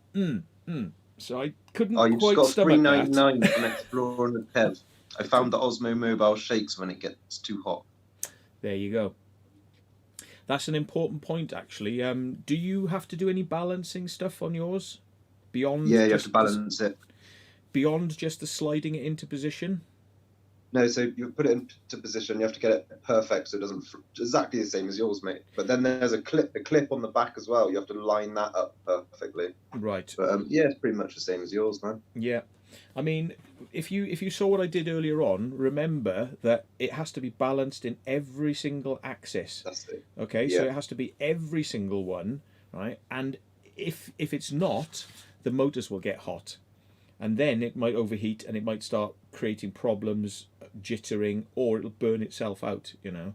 And the other effect is it just burns up lots of battery. If you've got it perfectly balanced, so it's light as a feather, and it just will sit in any position you push it to, and it doesn't want to drift back to a position, that means it's out of balance. If it drifts back when the power's off, it's out of balance. Yeah. If it'll sit in any position at all, your battery's going to last 20 hours, let's say. Yeah. If it's like this and it's sort of like dipping forwards, when you let it go, it's dipping forwards, and then you power it up and it goes bing, it'll work, it'll get hot, and the batteries will probably only last 2 hours. So it's doing a lot of work. So it's something to think about. Now, I've told people, and I did it on mine, because my phone is much heavier than the gimbal is designed for, it would always flop like that really hard, and the gimbal would never have enough power to lift it back into position. It would just never be able to do it. But you can use lead weights or aluminium. Lead's better, but you know, something that's non-magnetic. It cannot be magnetic, because it'll affect the magnetic fields in this if it picks up. So if you get a coin that is like magnetic and you put it near there, this will start going ooh, just by putting that near it. Yeah. So if you put a non-magnetic coin near it, make sure it doesn't, there's no magnetism at all. You can actually glue or stick coin after coin after coin, and you can just stick them on the surfaces of whatever you're using, whatever gimbal, and you can balance it up that way so it's ready for your phone. And it'll only be balanced really correctly then for your phone. You won't be able to easily, quickly slip somebody else's phone in and expect the balance to work. But you could use Velcro. I mean, I have used Velcro to sort of pull it on and off. And there's a good type of Velcro because, of course, Velcro moves quite a bit. So it's never going to be in the same position when you put it back on, and it's going to be a little bit out. That's it. But there's a different type of Velcro you can buy. Giving you all the tips here, the tricks. This comes in from... let me get... This is... People say, what's all this stuff, Matt? I'll show you what this stuff is now. This is all my glues, laptop power supplies, gas pliers, heat shrinks, and Velcro. Here we are, Velcro. So I've got every type of Velcro known to man in here. Okay, but this is the stuff you want, right? This is the stuff you want. Don't buy we got Steve in the chat. Hey Steve, how you doing, man? Hello, Steve. Yeah, how you doing? Right, of course, Velcro being Velcro, everything's stuck to it now. Right. Anyway, the stuff is called, it's the best Velcro. You've never seen anything. You think you've seen Velcro, you ain't seen Velcro. This is real Velcro. Right. Oh, God, it really has done a number on me. Hang on. Oh, God. It really is the proper Velcro. You can see how much force I'm having to put to disconnect it. Yeah. This is real Velcro, and it's not made out of material. It's made out of plastic. Because like most Velcros are... stuff you mean. Yeah. It's why I stick my sounder on top of the... I lost my sounder, by the way. I never did find that sounder. I think I properly lost it for my drone. I'll have to make another one. Oh, come on, baby. No. It's all right. Only a couple of quid for battery and that thing. Right, here we go. Get yourself some of this, right? Trust me, if you've got this in your arsenal, yeah, you will not believe how amazing this stuff is. It's called 3M Dual Lock, right? Don't buy anything else, right? And you only have to buy one type. You don't have to buy the loops and the fasteners because this is a loop and a fastener, right? You put it together and it just presses and bang, that's it. It's a loop and a fastener. It's revolutionary, right? But the thing is, it's solid, right? That's not material. And when you stick that on something, this stuff is the super glue from 3M. Stick that on something, stick this on something else. Now, on the back of your phone, you could put a battery pack on there or a little thing and bang it on there, and it's not going to come off, and it's not even going to wobble. Now, the why I say that is because if you're going to try and attach stuff to gimbals, if the thing wobbles that you attach to the camera, if it can wobble a bit, it's always going to throw the gimbal's balance out because it's wobbling around. With this stuff on there, it'll lock it down, so you just press it on and then bang, that thing's locked. It's not going to move. So what I've done in the past is I've built up weight systems with multiple coins, but then the very final bit is a piece of this stuff, yeah, and then you can just take it off, put a normal phone in there, put your phone back in, stick it straight back on, bang, and it'll always be not shaking. You can't afford to have it shaking. But 3M Dual Lock, it's not cheap. I mean, that there probably cost you about 5 to 10 quid, that will, but you can chop that up, and that's what I use on my drone. So I put that little sounder on top of my drone, bang. Now if the sounder was doing that as it was flying, it would continually be throwing the balance of the drone out. So works perfectly. I've never had anything fall off with it. It's absolutely amazing stuff. So yeah. Anyway, there we are. So that's the stuff you want to get if you're going to attach things to your camera, or if you want to stick batteries on. I've got to do this myself, actually. I'm talking about it here, but I've got to do it myself because see, I've had the 360 camera. I just taped that power pack on there, and it's a bit rough and ready. But what I was thinking of doing is getting a smaller one and putting it nearer the top, and actually using that material so it doesn't wobble around and that sort of stuff. And it just means that you can put things closer and, you know, rely on them rather than sort of know that they might just pop off when you're doing work and whatnot. But yeah, it just gives you a bit of confidence with it. But Anyway, why am I teaching grandmother to suck eggs with all this stuff? I don't know. I'm just trying to pad it out, folks. I'm just trying to pad it out. So what have we got then? Well, people are commenting saying how well organised you are. Well, you wouldn't think it when you look at the mess around my house, but yeah. We're gonna deal with that. I got a box down there, right? See this box here, right? That box has been there for a month, right? It came into the room because I thought if I put it in the room in a really awkward position that makes me trip over it all the time, then I will get the work done that's needed to be done in that box. And that's all it is. It's all my DVD collection, right? And I want to take them out of the cases and put the DVDs in a wallet and slide the thing in behind it so I don't have all these DVDs which take up space in a box, because I can put all those in a small wallet, of DVDs and just do it like that. Do you think I can bloody do it? Do you think I can get round to spending an hour to do that? Nah. There's explores to be doing. That's it, yeah. There's explores to be doing, and television programs and cat videos on YouTube to be watching. Yeah, so yeah, I will. I tend to operate quite well when I know somebody's coming round and I might have to clean things up. Then I make an effort, but generally I'm just like come home, throw it all down, and and all that. But no, Dan's a lot more organised than I am, because I mean, if you look at Dan. He's got a clean house, but that might be because he's got a kid and a missus, and they just won't let him be a slovenly pig like me. So I've got the old git bachelor bender boy syndrome or whatever of nobody loves me, so I'm on my own, right? No, I'm not looking for sympathy, right? I'm actually happier to be on my bloody own these days, to be perfectly honest. I've gone through all that crap years ago, so but when I used to be living in a place with people, it was clean, because I was like to be sort of, look, I'll show off, I will be clean, and it will be all organised, it'll all be in boxes with things written on them, and it was like pucker. Of course, I've gone to shit now, haven't I? Because I'm on my own now. I ain't got no one living in the house with me, so I'm just like, yeah. And it's like, but I do have some things that are organised, but not all of them, to be honest. My car's not organised. Dan Dixon, I think he's afraid he's going to catch something going in my car. I'm pretty sure Dan said that his mates would clean your car for you, didn't they? He did, yeah. But I think that's his way of going, fuck's sake, Matt. Yeah. Did you see what he said about Andrew? He said Andrew's selling his Peugeot. And he said, what should we do with this Peugeot? I was thinking of buying it off him to burn it or, burn it out and do all this sort of stuff. And he's like, because he said it cannot be cleaned. It's just like that bad. It cannot be cleaned. And yeah. I said to him, you want to take it down the car cave and like put it over the top? And he's like, oh, I would. That's a good idea, but I get in trouble for it. And I was like, well, maybe not. Like maybe if you take all the oils out of it, like they have to do when they scrap things. You take all the oils and all the fuels and all everything, and you speak to the landowner, and you just dump it. Because he said you can. Maybe it would make a good video. Yeah, I think it would make a good video. Yeah. But yeah, as long as nobody's going to get in trouble over it. But yeah, I think that'd be a great video.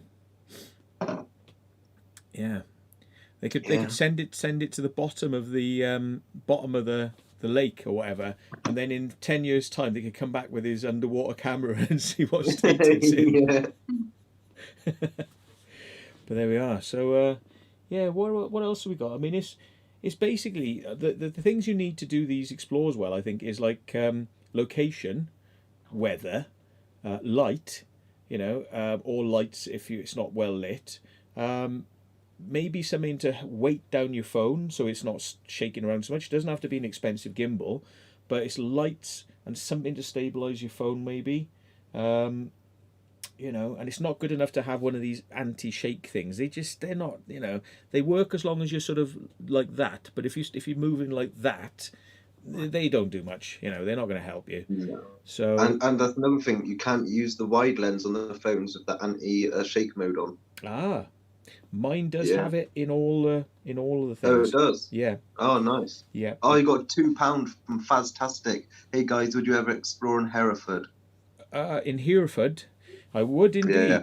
But I have bad memories of Hereford for coming through there and getting stopped for speeding when I came back from Scotland with a girlfriend of mine. I had a girlfriend years ago, and we got stopped, and I was given a speeding ticket. So Hereford can kiss my arse. You'd have to give me a bloody good reason to want to come back to Hereford.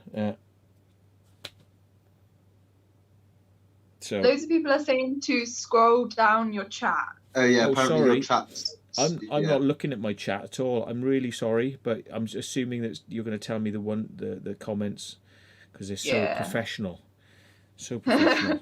There's 319 people in the chat. Whoa. Well, I shouldn't keep it more than 9 o'clock because there's probably others want to do their live streams. They're probably waiting for me to get off so that people go over to them as Yeah. well. I think we've covered some stuff. I'll try not to. I won't cover the same things if we do it again. But if you've got any suggestions of things you'd like us to talk about, like kit wise, or if there's any things that might help you tip wise, be happy to do it. We did get a question earlier, and he was asking why you don't get a autofocus lens. Because I don't trust them, especially in low light Yeah. situations. Now, Dan has gone and spent loads of money. His lenses, the lens for his camera, I think is about £2,000. That's just the Wow. lens, yeah, right? And it will still manage to not much anymore. I've got to say, because I'm not much anymore, but it will sometimes get it wrong, and he'll have to be constantly watching that screen because it will go into focus and out of focus. Now, you've got two modes. You can hold your finger on the button and say, that's the focus I want, and let go, and it'll stay there. But then you might forget to refocus, and it'll be out of focus when you go to something else. Or you can have continual focus mode, where it's doing it for you. Now, some cameras are better than others, and the A7s are not the best in the world for autofocus. They seem to have put their best autofocus into some of the A6300s, but the A6300s and all that range, have the best, quickest, most accurate focus that you can even pan around and be in the dark and it'll get it right. They don't seem to fully have put that in. I think that's going to be coming in the A7S3, because everyone's saying, well, what's going to be the amazing thing on the A7S3? Low light, maybe some more resolution, but probably bringing you to that faster focus that the A7 III had, but going beyond it to where the A6300s are. That's where I think they're going to say, well, look, this is why we want you to buy this camera, is because it focuses well. And the trouble is, you've got to spend £2,000 on the lens, because Sony's lens focuses better than other people's lenses, because they design it that way. Only Sony will work really well with it, So what do? Manual focus all the way. I think it's the way to go. I mean, I could, if I could be asked, I could put Tipex marks on my thing, and I could just look at it and I can go, right, if I'm arm length, take it to Tipex point, and then I know it's going to be in focus. If I could be asked to do it, look, I got a Tipex thing there, and I can't seem to find the time to put a Tipex mark on that distance to know that I can quickly go to it. Right? I mean, what I do is I rely on what's known as focus assist. In the viewfinder, if you look in the small viewfinder or the big viewfinder, bearing in mind my eyesight is not brilliant, and in the dark it's hard to focus, and your glasses steam up, which is another bugger, right? Your glasses always steaming up. Sometimes when I'm on Explorers, I have to take my glasses off. Then I have trouble seeing in the distance, and I have trouble seeing the close-up thing. So the focus assist is really good, because I cannot squint down at something this size and tell whether it's in focus. Game over, I mean, it's really bad on the DJI Pocket, because the thing is postage stamp size. It's literally like that, It's bigger on the A7S, but you can't trust it. You cannot trust that focus, So the only way to know for certain is to do the zoom. There's a zoom in mode, which allows you to go pop, pop, without actually zooming in on the image, so everyone else isn't seeing the fact that you've done this, but it brings it up close so you can see the pixels, and then you can see whether it's in focus. But to do that, you've got to press the camera. So you're going bing, bing, it's moving, when you press the button on the camera. So this other way to do it is to turn on a thing called Focus Assist. Now, Focus Assist has green or red, you can choose the colour, or blue. You can choose the colour, and it will show you where the focus points are. So say, for instance, Sam and Jess are in front of me, and I pull focus. When they come into focus, I'll see little marks appear on their eyebrows, on their hair, and the back, it'll disappear from the back, which means the back is out of focus because it hasn't got any little spots on it. Yeah, and when the spots come on, I know that Sam and Jess are in focus. And then when I want to go back to infinity, I can go back, and then suddenly everything in the distance will have spots on it. And it's kind of a way of telling you. People go like, "Oh, what's all that mess on the screen?" Because they look at it and they go, "What are those zebra lines? What are those lines? They're called zebra lines. What are they?" Is to tell you you're overexposing. Okay, so that's a helpful function. But the other thing is the horrible green mess that everyone goes, what's it? It's crap. What's that? It's like, no, it's not. It's brilliant. Because all I need to know is I'm pointing at you and I've got green lines on you. I know I'm in business then. That's it. So I forget to turn it on a lot of the time, which is why I forget to focus, because I forget to turn that function on. I should just leave it on. But yeah, I mean, I could go autofocus, but what happens when it's not right? You're talking to somebody and you're waving the camera around trying to read something, and when you get home you realise everything was out of focus. You know, it's like, I think it's better that if I know that it's that distance, right, so I can literally got my camera here and I can literally say, right, arm, I know the arm length, and I go like that, and if I got a Tipp-Ex mark and I move it to the thing, or close the iris down and move the Tipp-Ex mark, you know, you will never beat a manual focus. You'll never beat it for, you know, less aggro and not getting home and it's not in focus, you know. Manual focus all the way for me. It's the way the pros do it. I mean, you'll never see anyone making a Hollywood movie with any kind of autofocus. It just wouldn't happen. You know, it's a pain in the arse. You might have to have a guy who sits there pulling the focus, and you have to have a guy sitting in a room in the back in the dark who literally is watching the focus with a wheel in front of him, which he's doing the focus remotely in the back room. It's hard to do. Focus is hard to do, but manual is better than auto. Manual, you know, is the one that'll win you the Academy Award. You know, auto, you'll be getting some weird looks in the Academy when you're sitting down, you know, and everyone else is getting the awards. They'll be going, yeah, you shouldn't have used the autofocus.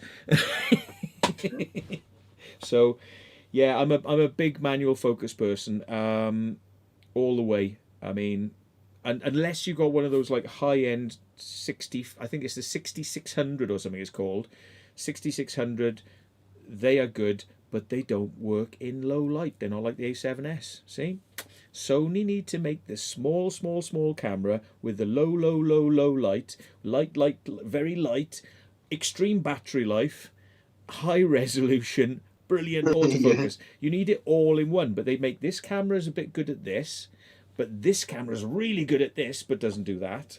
And they've got all these different ranges of cameras, and they just don't bring it into the one master camera that will kill them all. And they're not stupid, because they want you to buy all the cameras for different reasons. That's why they do it. Yeah. You know.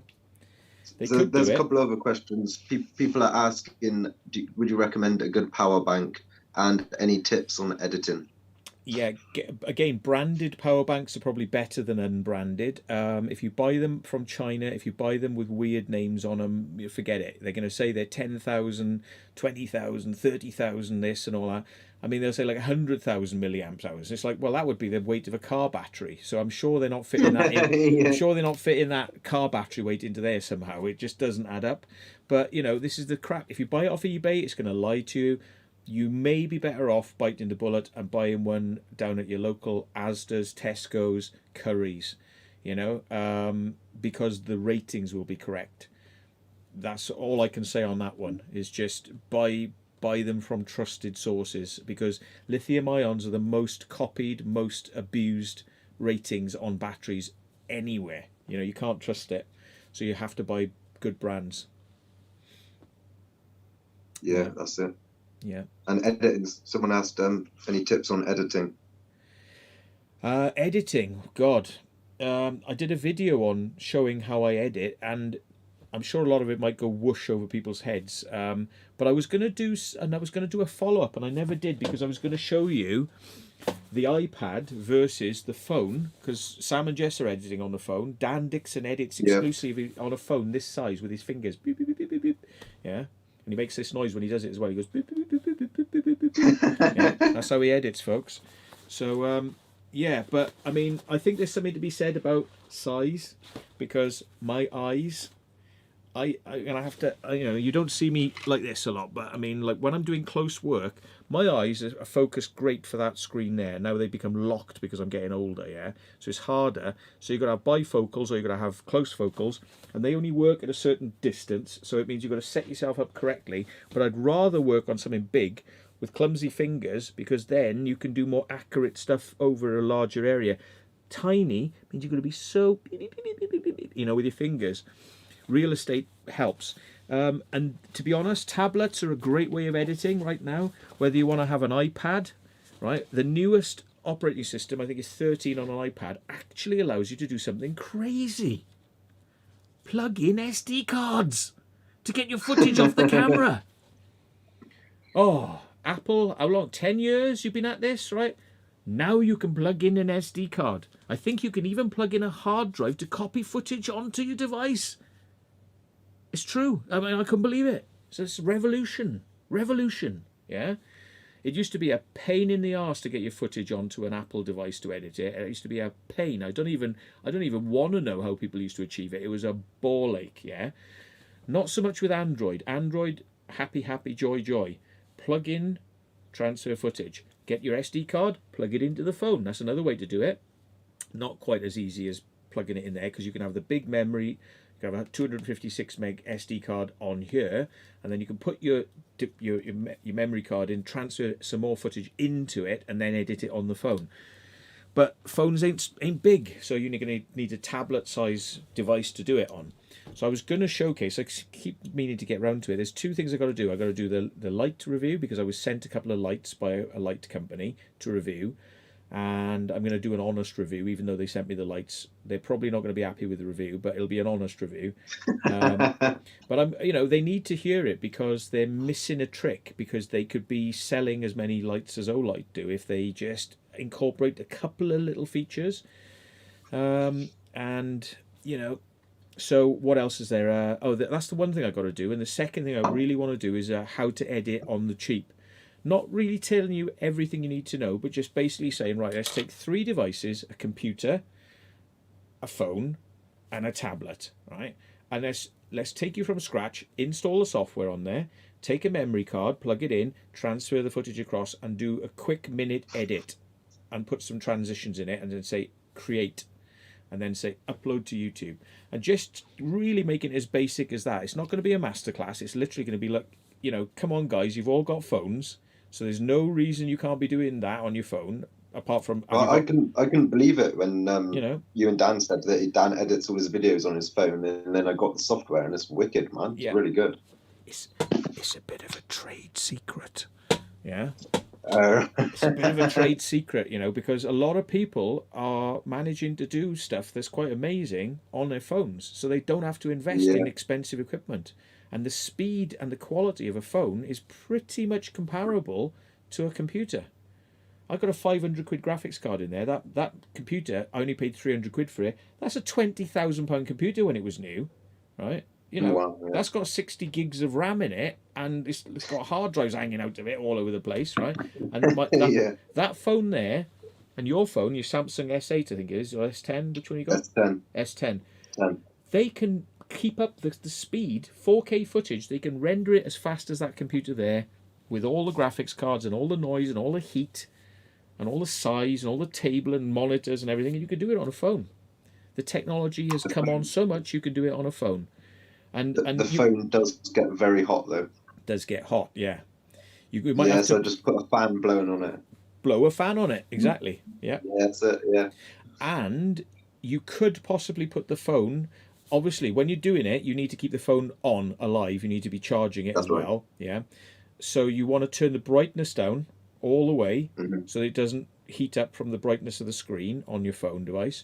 And what you may need to do as well, if it overheats too much, because some programs will just go boof if they overheat too much. Sony are bloody awful phones for overheating. Sony Xperias, forget it. They're rubbish phones. Don't buy one. They've always been crap, and they're still crap.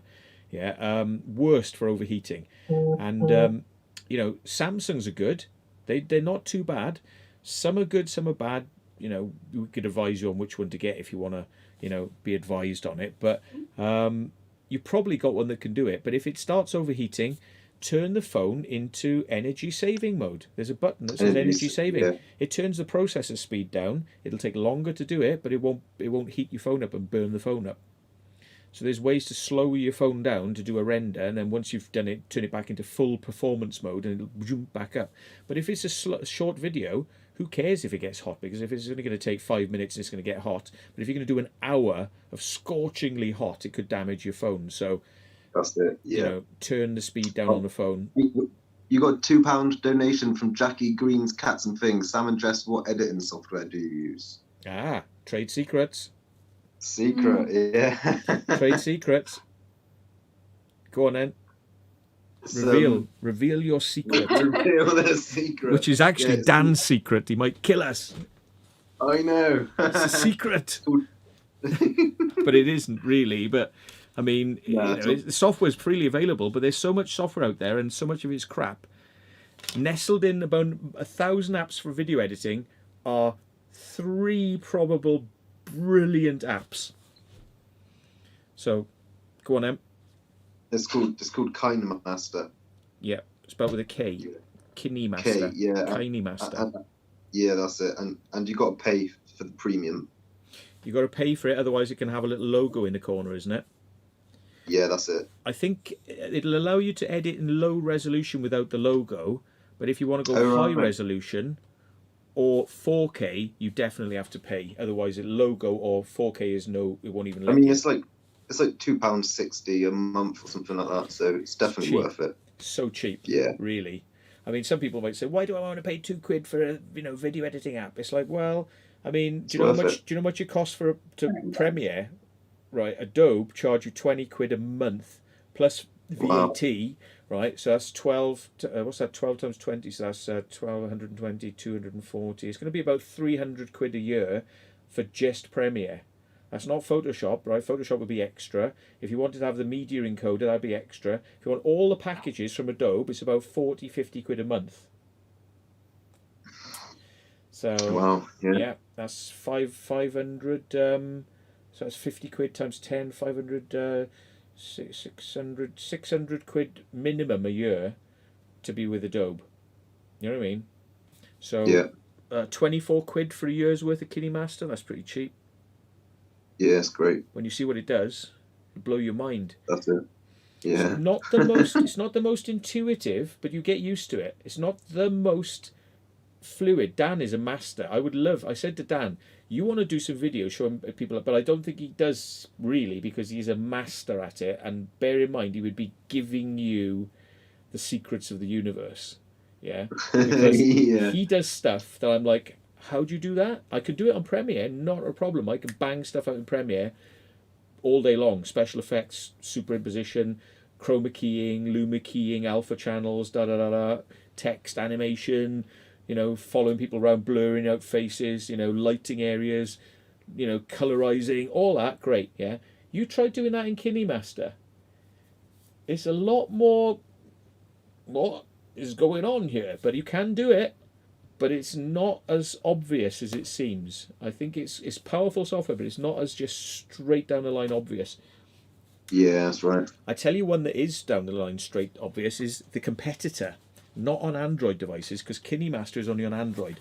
The Apple version is one called Luma Fusion, and that is piss simple to use. Wipes the floor with KineMaster, to be honest, but it has some weird quirks and limitations, which are not going to be a problem for all of you. And Sam and Jess, you'd love it. It's great, It's faster to edit with, I think, to be honest. It's like whoosh, whoosh, chop, chop, whoosh, chop, chop, chop, chop. And you can really get quick with it. Now, Dan does that as well. But I think you'd love to see Dan editing, because it just blow people's mind.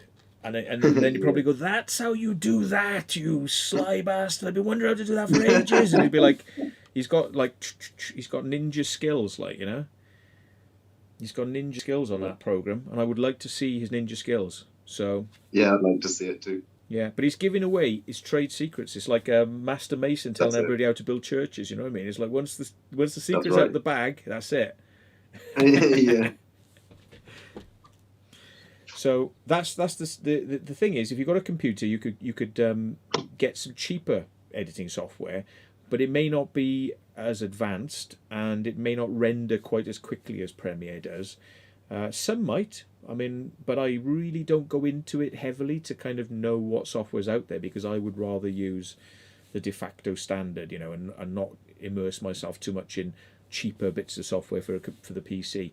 About the only one that I could say I have used that is not bad and is fairly quick but is limited, but it's just a basic chop, push together, transition, chop, push together, transition. Very basic, but very easy to use. Is, I can't remember what it's called now. Shit.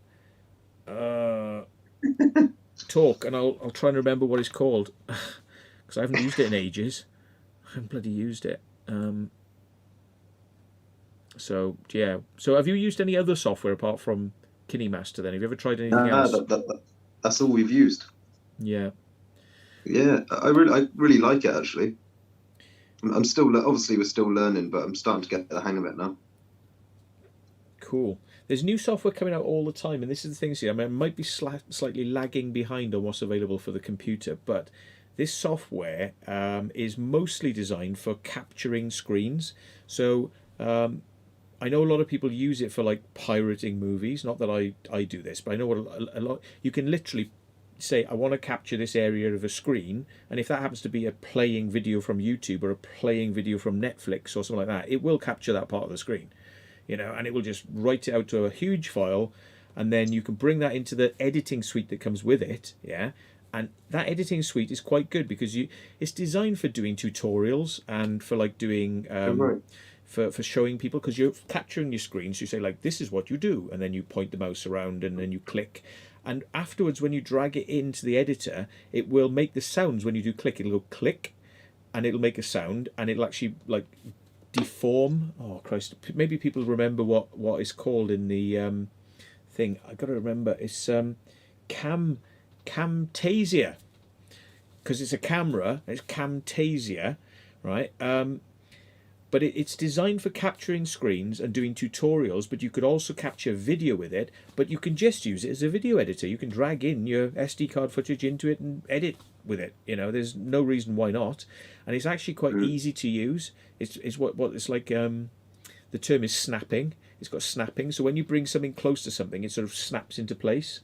You know, and that snapping is very nice and works well, and it doesn't crash, and you can edit for a couple of hours and not really bug out in it. But it doesn't like to have hour-long things. So what you have to tend to do is you do like a 10-minute section, a 10-minute section, 10-minute section, and then you bring all those 10-minute sections together and render them out, because it tends to kind of, it's too much, I can't take it, it's too much stuff in the memory. If you try to do like an hour of thousands of edits and tweaks, and it just can't handle large amounts, or it didn't do on Windows 7. It might be better on Windows 10, but that is a cheap way of owning the software, and it's quite easy to edit with. That's the only other thing I could possibly recommend on a PC, but it isn't anywhere like a patch on what you can do with Premiere, unfortunately. So yeah, so it's KineMaster. Action Director is cheap, right? But Action Director, I wrote to the company that, and I was like, guys, what's wrong with you? Because they designed it for portrait mode editing, for that way up only. So Action Director, yeah, so it's only for portrait mode, and anybody who tells you, it's like, you should always shoot sideways on because it's designed for televisions and YouTube, and who does that? That's like TikTok and crap, you know, and it's like, but that's Action Director, but that is a very cheap, it's dirt cheap, and you own the software, you don't have to keep paying per month. But if you want the one that does that direction, it's called Power Director by the same company. So, if you can believe that, there's some features that are in Action Director you wish were in Power Director, and some features in Power Director you wish were in Action Director. Why they don't bring them together, I don't know. And there's a lot of... Are they both the same price, though? They're about 10, 20 quid, something like that, I think they are, to own them. Nice, and, yeah. you know, but to be honest, don't bugger about, just get KineMaster. Do you know KineMaster's big problem? It doesn't use 265 editing. You found this out today, didn't you? 265 is a format that you can shoot on your camera, on your phone, and 265 makes much smaller footage, but it requires more processing. It's more heavy on the processing to edit it. you found out today, and I should have remembered. KineMaster don't like H.265. It likes H.264, which when you shoot with your camera, it produces larger files. They're slightly more grainy. They're not as good quality as H.265, huge files, but they edit slightly better. And they edit. KineMaster would require you to be shooting in H.265 to operate and edit in. So that's worth bearing in mind. So most phones that can do H.265 will switch to H.264 as well. You just got to go into the options and say, it's called HEVC, High Efficiency Video Codec, HEVC. If you see that option and you've got it on, if you want to use KineMaster, you need to turn it off. I think Action Director and Power Director can handle H.265 quite well. But KineMaster, they seem to be lacking on that front for some reason. So that's the only thing. Yeah. I think it's because they just don't want the overheads. They're like, what are you trying to do this in H.265 for? Because it is asking a lot, for the phone. But phones are designed with H.265 processors to code and decode built into them. So KineMaster could make use of those, but I think they're kind of steering around needing to do it. Just do it in 264. It works. Don't, there's a lot that needs to happen with H.265. To kind of make it work smoothly and render quickly. Whereas if you do H.264, the render can happen quickly, as well. So yeah, it's a lot of processing. Anyway, we're probably boring you with technicals here. So, what is he on? What's he on? Oh, that's Explorer I Car. know. No, it's I don't know. someone I'm on Charlie Sheen. I'm on Charlie Sheen. Yeah. I ain't on nothing. I think he's talking about Richard Porter. He comes in with these jokes about cheese, and I think someone blocked him because of it. Oh shit! Right. Yeah. Oh dear. But it's a joke on our channel. He always comes on the live chat and makes just relates everything to cheese pretty much. Mm. So he might not be a bad guy after all, No, he's not a bad guy at all. But now he's banned on my channel, so. Yeah. If you remember, tell me to unban him later. I'll try and. I think they just timed him out or something. Oh, that's all right then. Yeah, cool. Yeah. But there we are, folks. Look, it's 9:10, and I said I was going to only go till 9. But I mean, we could go on all night. But I suppose what's everybody else doing? Because I think Dan watches my streams like I watch him, and when he's finished, I come on, and vice versa. So I don't know whether there's going to be anybody who wants to do anything live that they're doing, but. I mean, we can save it for future videos rather than trying to cram it all in here. We can do an editing masterclass, and the thing is as well. I mean, I'm not really into the idea of going around somebody's house and showing them how to do it. I would be happy to meet people in like a neutral space, like a coffee shop or a pub if we ever have pubs come back again, or coffee shops. Yeah. I'd be happy to meet people in a neutral space and say, look, this is how you install it, this is how you use it, and spend 5 minutes with them, and they blow their mind, and then they'll do it. But the best way to do it is don't give that knowledge to one person, give it to 1,000, do it online. But the trouble is, some people can't always keep pace with what you're doing. So I tend to work quite quickly and then expect people to watch the video back and play it back later on. But I think another way to do it would be, and I think it's kind of an interesting experiment, because I experimented with this at a recent live conference thing we did. I give you control of my machine. I know that sounds crazy and dangerous, but I give you control of my machine, and you move the mouse around. Don't worry, I'm in control. I can take it off you anytime I want.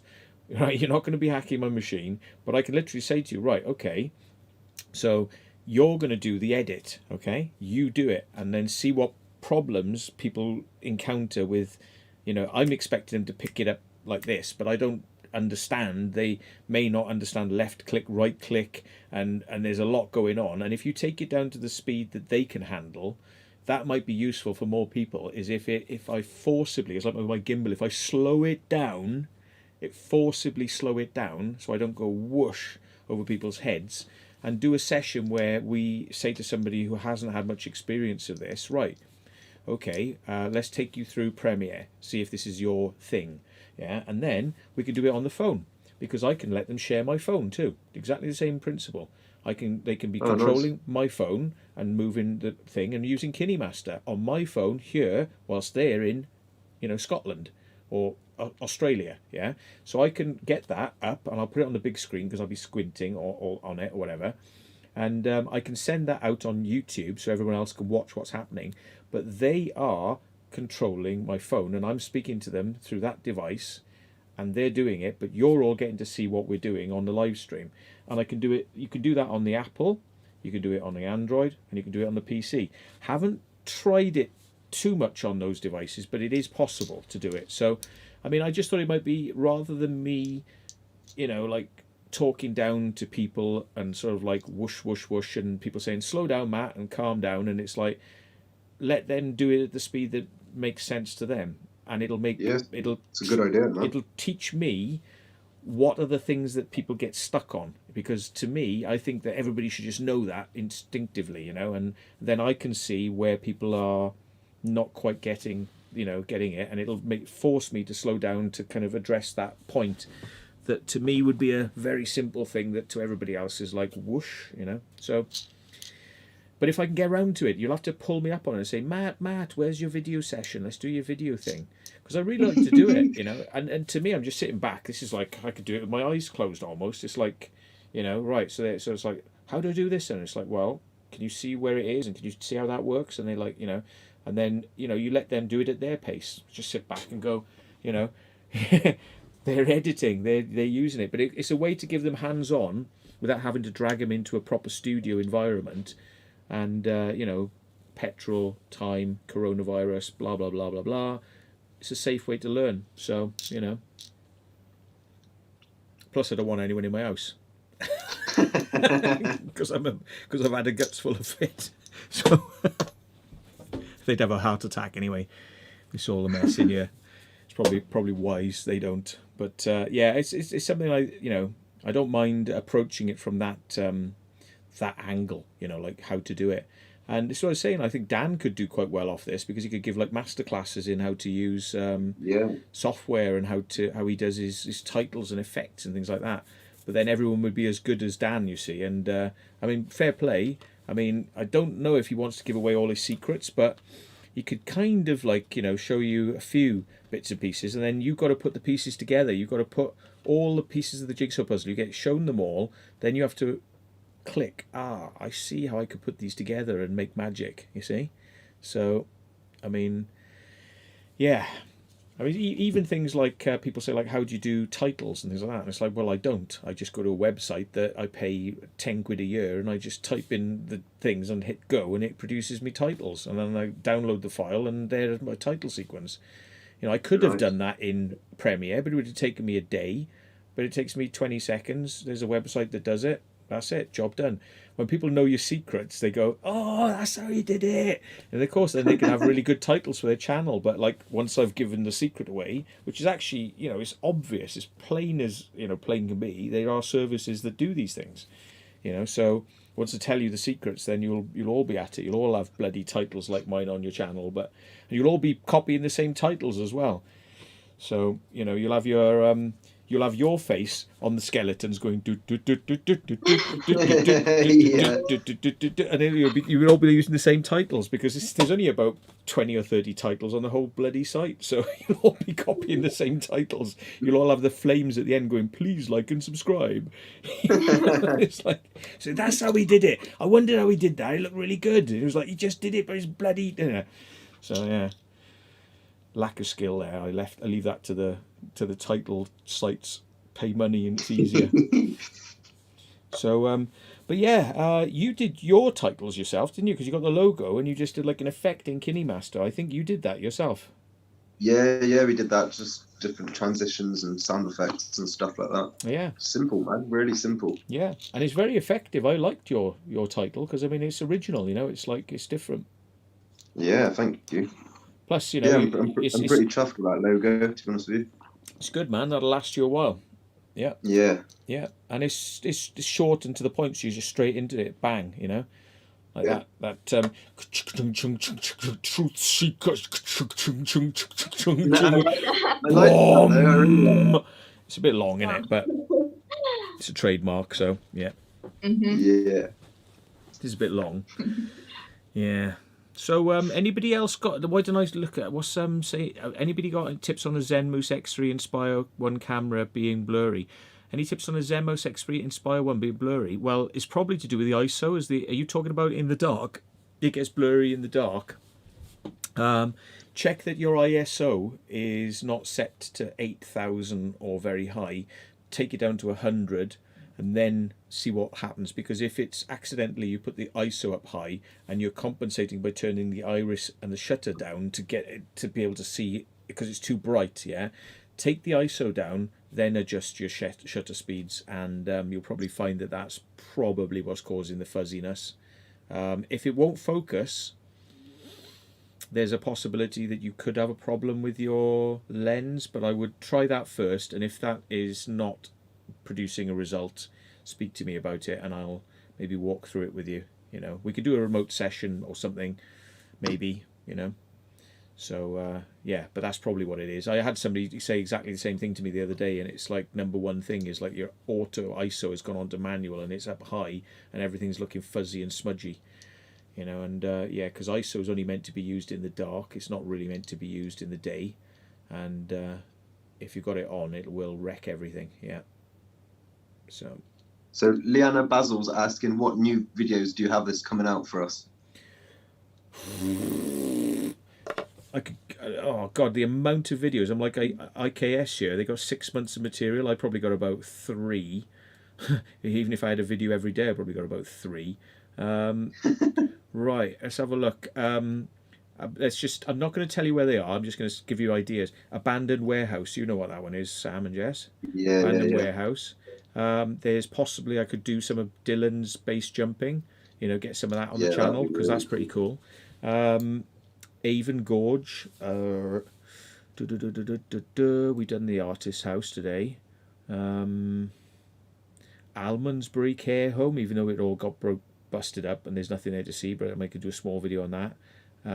There's the Dan Dixon Return to BRI Ghost Watch, which we didn't have. Oh, nice. We didn't have the same ghost activity that we did when I had my trousers pulled down, but that was an interesting video nonetheless.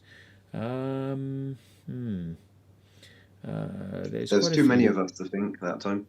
Yeah, could be. I mean, we were wearing suits the first time, and yeah, that's right. Yeah. I wonder whether the dog being there might have like changed the dynamics as well. Might have scared something off, you know, because like kids might be frightened of dogs, like ghost spirits might be afraid of dogs. I don't know.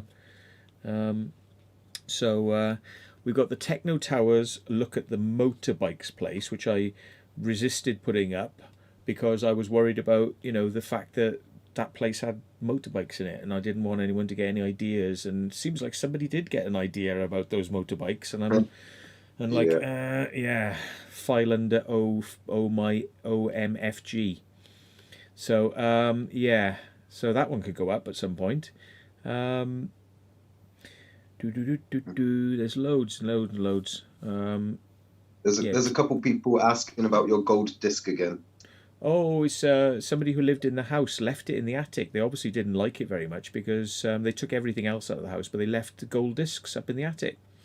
And they were somebody who worked for a record company. Maybe they just didn't want a memory of that record company. Maybe it's like, me with some people I don't get on with. I just prefer to erase them out of my head because I don't want to be reminded.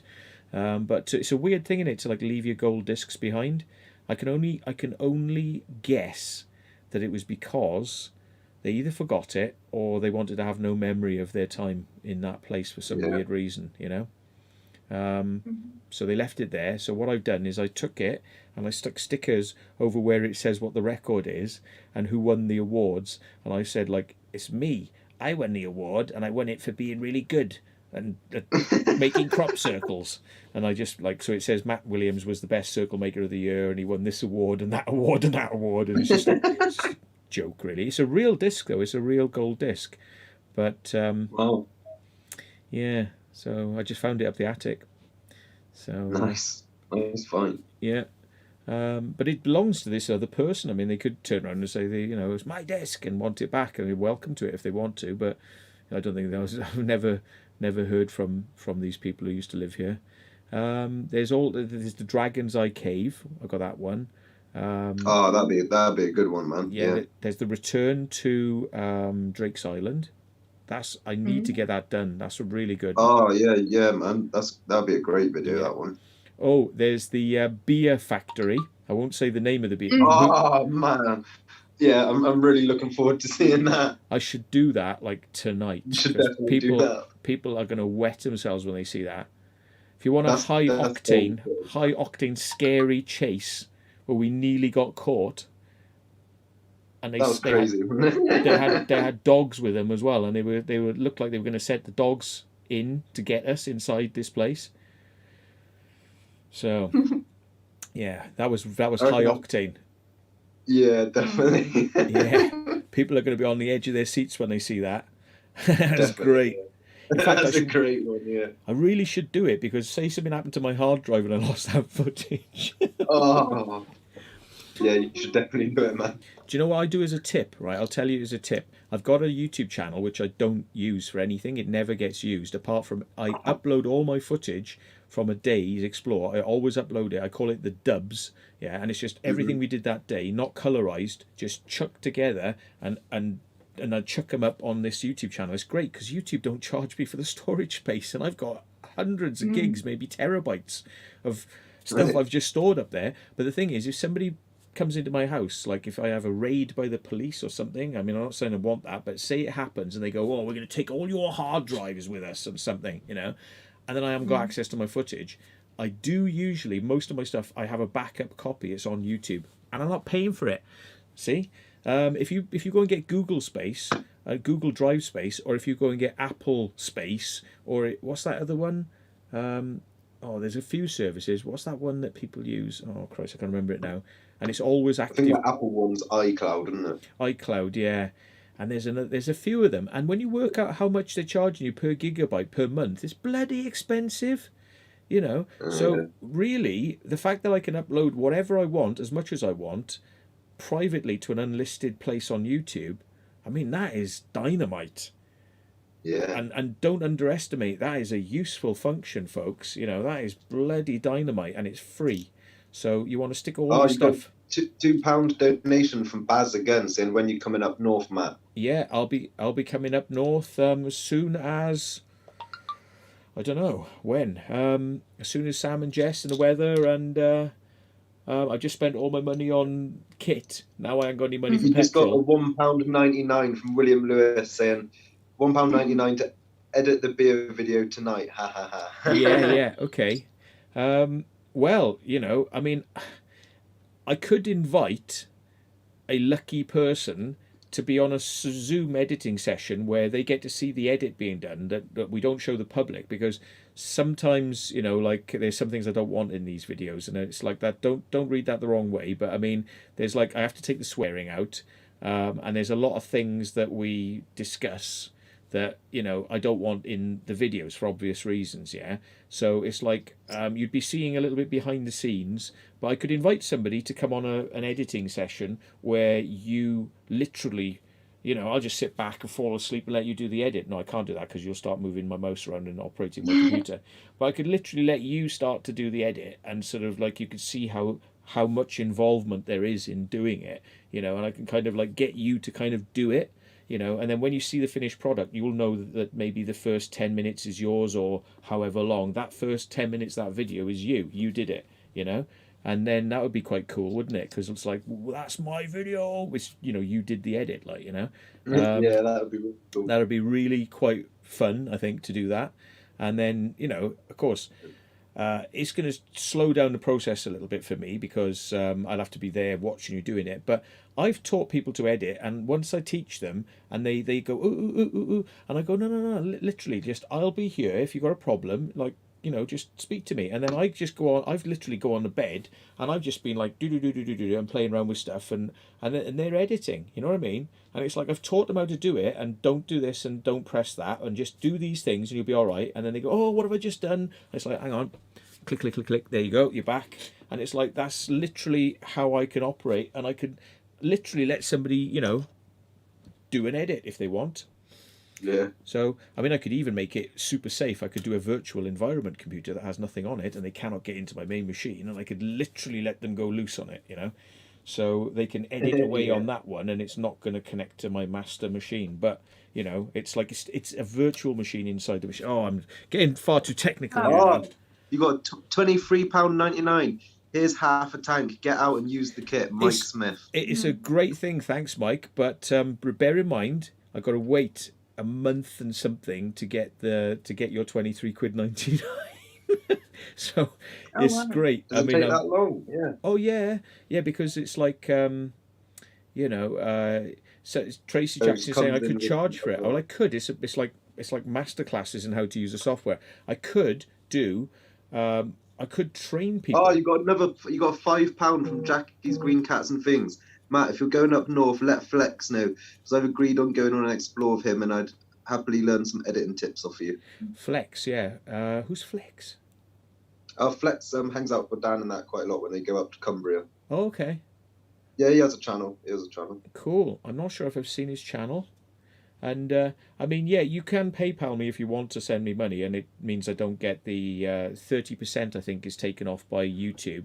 That's fine, but I mean, you know, I'm happy on a if you want to, you know, use my services, I'll happily teach you how to edit. You know, and on your machine, I can remote into your machine and teach you on your machine.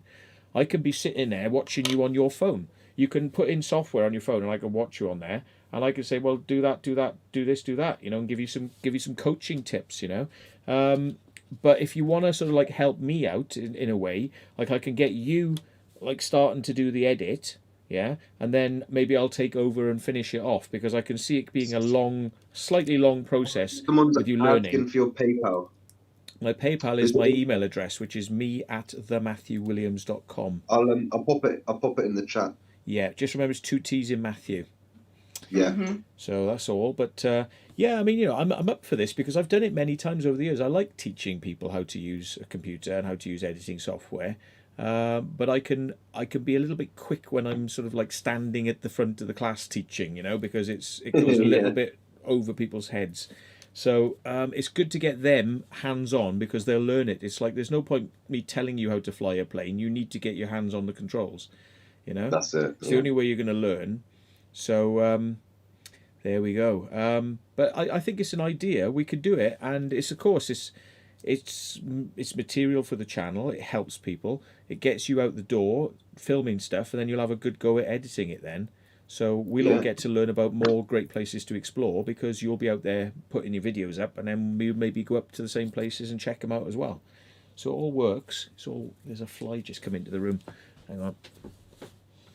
So yeah, I'm just going to put. There's a little hole in my fly guard on the window. I just got to remember to put some tape on it. So yeah, we could do this sometime. You know, it's like Sam and Jess now. You know, you could live stream. I believe. Let me just think how you could do this now. You could be editing in KineMaster on your phone, and you can. I think you can probably. There is a way to live stream what's on your screen, what you're looking at. So if you're using the software, if you're using the software that's capturing it, you could then send that. And if that wouldn't work, there's another way of doing it as well. Is you just connect your phone with a HDMI connector into a laptop, and I have capture things. And what you could do is we could put a laptop next to you with a little HDMI capture device and your phone. So you do your phone, yeah, and you do the edit, and you talk because it's being captured on the laptop and being sent to YouTube on the laptop. So that way people could see how you edit, and vice versa. You know, there's loads of ways to do these things. You know, like I could be doing it on the iPad, on the phone, on the computer. The computer's the easiest, but you know, it's very, very easy. Like, I mean, I could bring you up now. I've done it before anyway. I could just bring up Premiere, bang this across onto this screen, 4K monitor. Hang on, put this back, and let's bring this over here. Bring this over here. Bring that over there. Hang on, I gotta take off the take off that function and then press this. There you go. So you're watching me in Premiere now. That's it. This is something I edited the other day. Let me just bring it over here. So let's bring it over there, and it's like. Thank you very much. Thank you for joining us. There we are. Look, do you want to see a title sequence I did? And I did this myself. This is actually me. There's no like paying companies to do it. So that's like, yeah.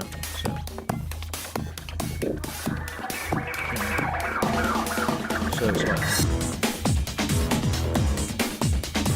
and it is meant to be jerky. That back thing. It is meant to be jerky. I'll just turn the music off. It's meant to, because it's like effect I put in that looks like what's it called?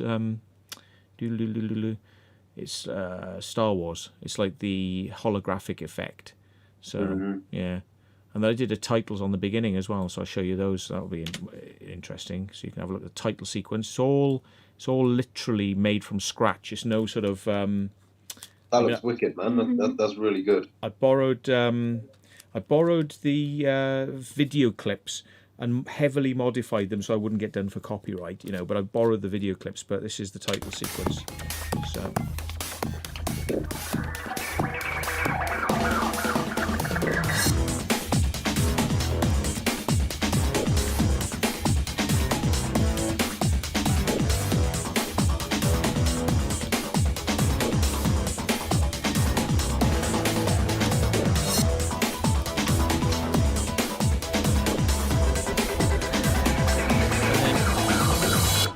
at the end, peace. Peace at the end. After like we've assaulted you with all the corona and blah blah blah blah, and you're all gonna get like blah blah blah blah. Then we come to like somebody having a bit of a meditation at the end. So hang on, I'm on the wrong. That was really good, man. But that's the sort of stuff you can do. It doesn't take a lot of skill really. It just takes a little bit of perseverance and pulling off some. I've lost the screen I'm meant to be on now. Oh shite. So I don't have open broadcaster set up correctly. 2 seconds, folks. Oh no, it's correct now. Oh, I did have it right then. Oh, I'm not trusting myself. Here we are. I thought it was like that. I thought it was lost the edge, but it is like that. That's correct. Cool. Let me bring Sam and Jess back up on the thing because they're a thumbnail at the moment, and I forgot they're not big on screen. Ooh, look, I'm full screen now. I forgot you can do that. I forget all these modes you can do. So. Sam and Jess. Well, I suppose we better go because we're getting on, and we've been on 2 hours, haven't we? So it's getting a bit crazy, and I've got to stick my sellotape on the window to stop the flies coming in. So, the window's closed actually. So the fly must have got in here from somewhere else. The window's actually closed because it was raining so hard. Yes, to answer your question, I'd love to get to all these places, but there seems to be. It's obviously petrol's really expensive. For me to get to London is like between 40-50 quid. To get to Plymouth is like probably like 50 to 60 quid. You know what I mean? For me to go to Scotland is going to be like about 100 to 200 quid. At least I think it's probably like 200 quid. So I would rather do explores in my part of the world for the moment, unless I get a Tesla electric car that I can refill really cheaply, or or I drive around and go and get a small car that does 70 miles to the gallon, and then it's going to be like a noisy little bug swerving around the road like that, like driving all over the place. So there's a comfort factor of my big bus, which is like it costs a bit more to drive there, but at least I end up there in one piece. I can take a lot of kit and a lot of people, but it costs more. So it's one of those.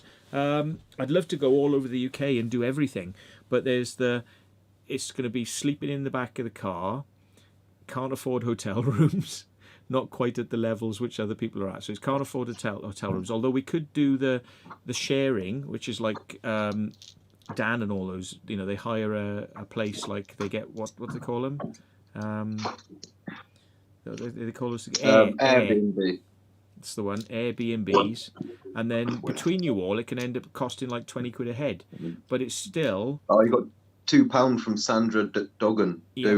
Dogan. But it's a really good way to do it. But you've got to get everybody who's on your Explore has to be able to afford 20 quid a night for a room. And it's like it starts adding up. I ain't got an awful lot of money. I'm not pleading poverty here. And thank you, Sandra Dogan, for your £2. It will definitely it all helps.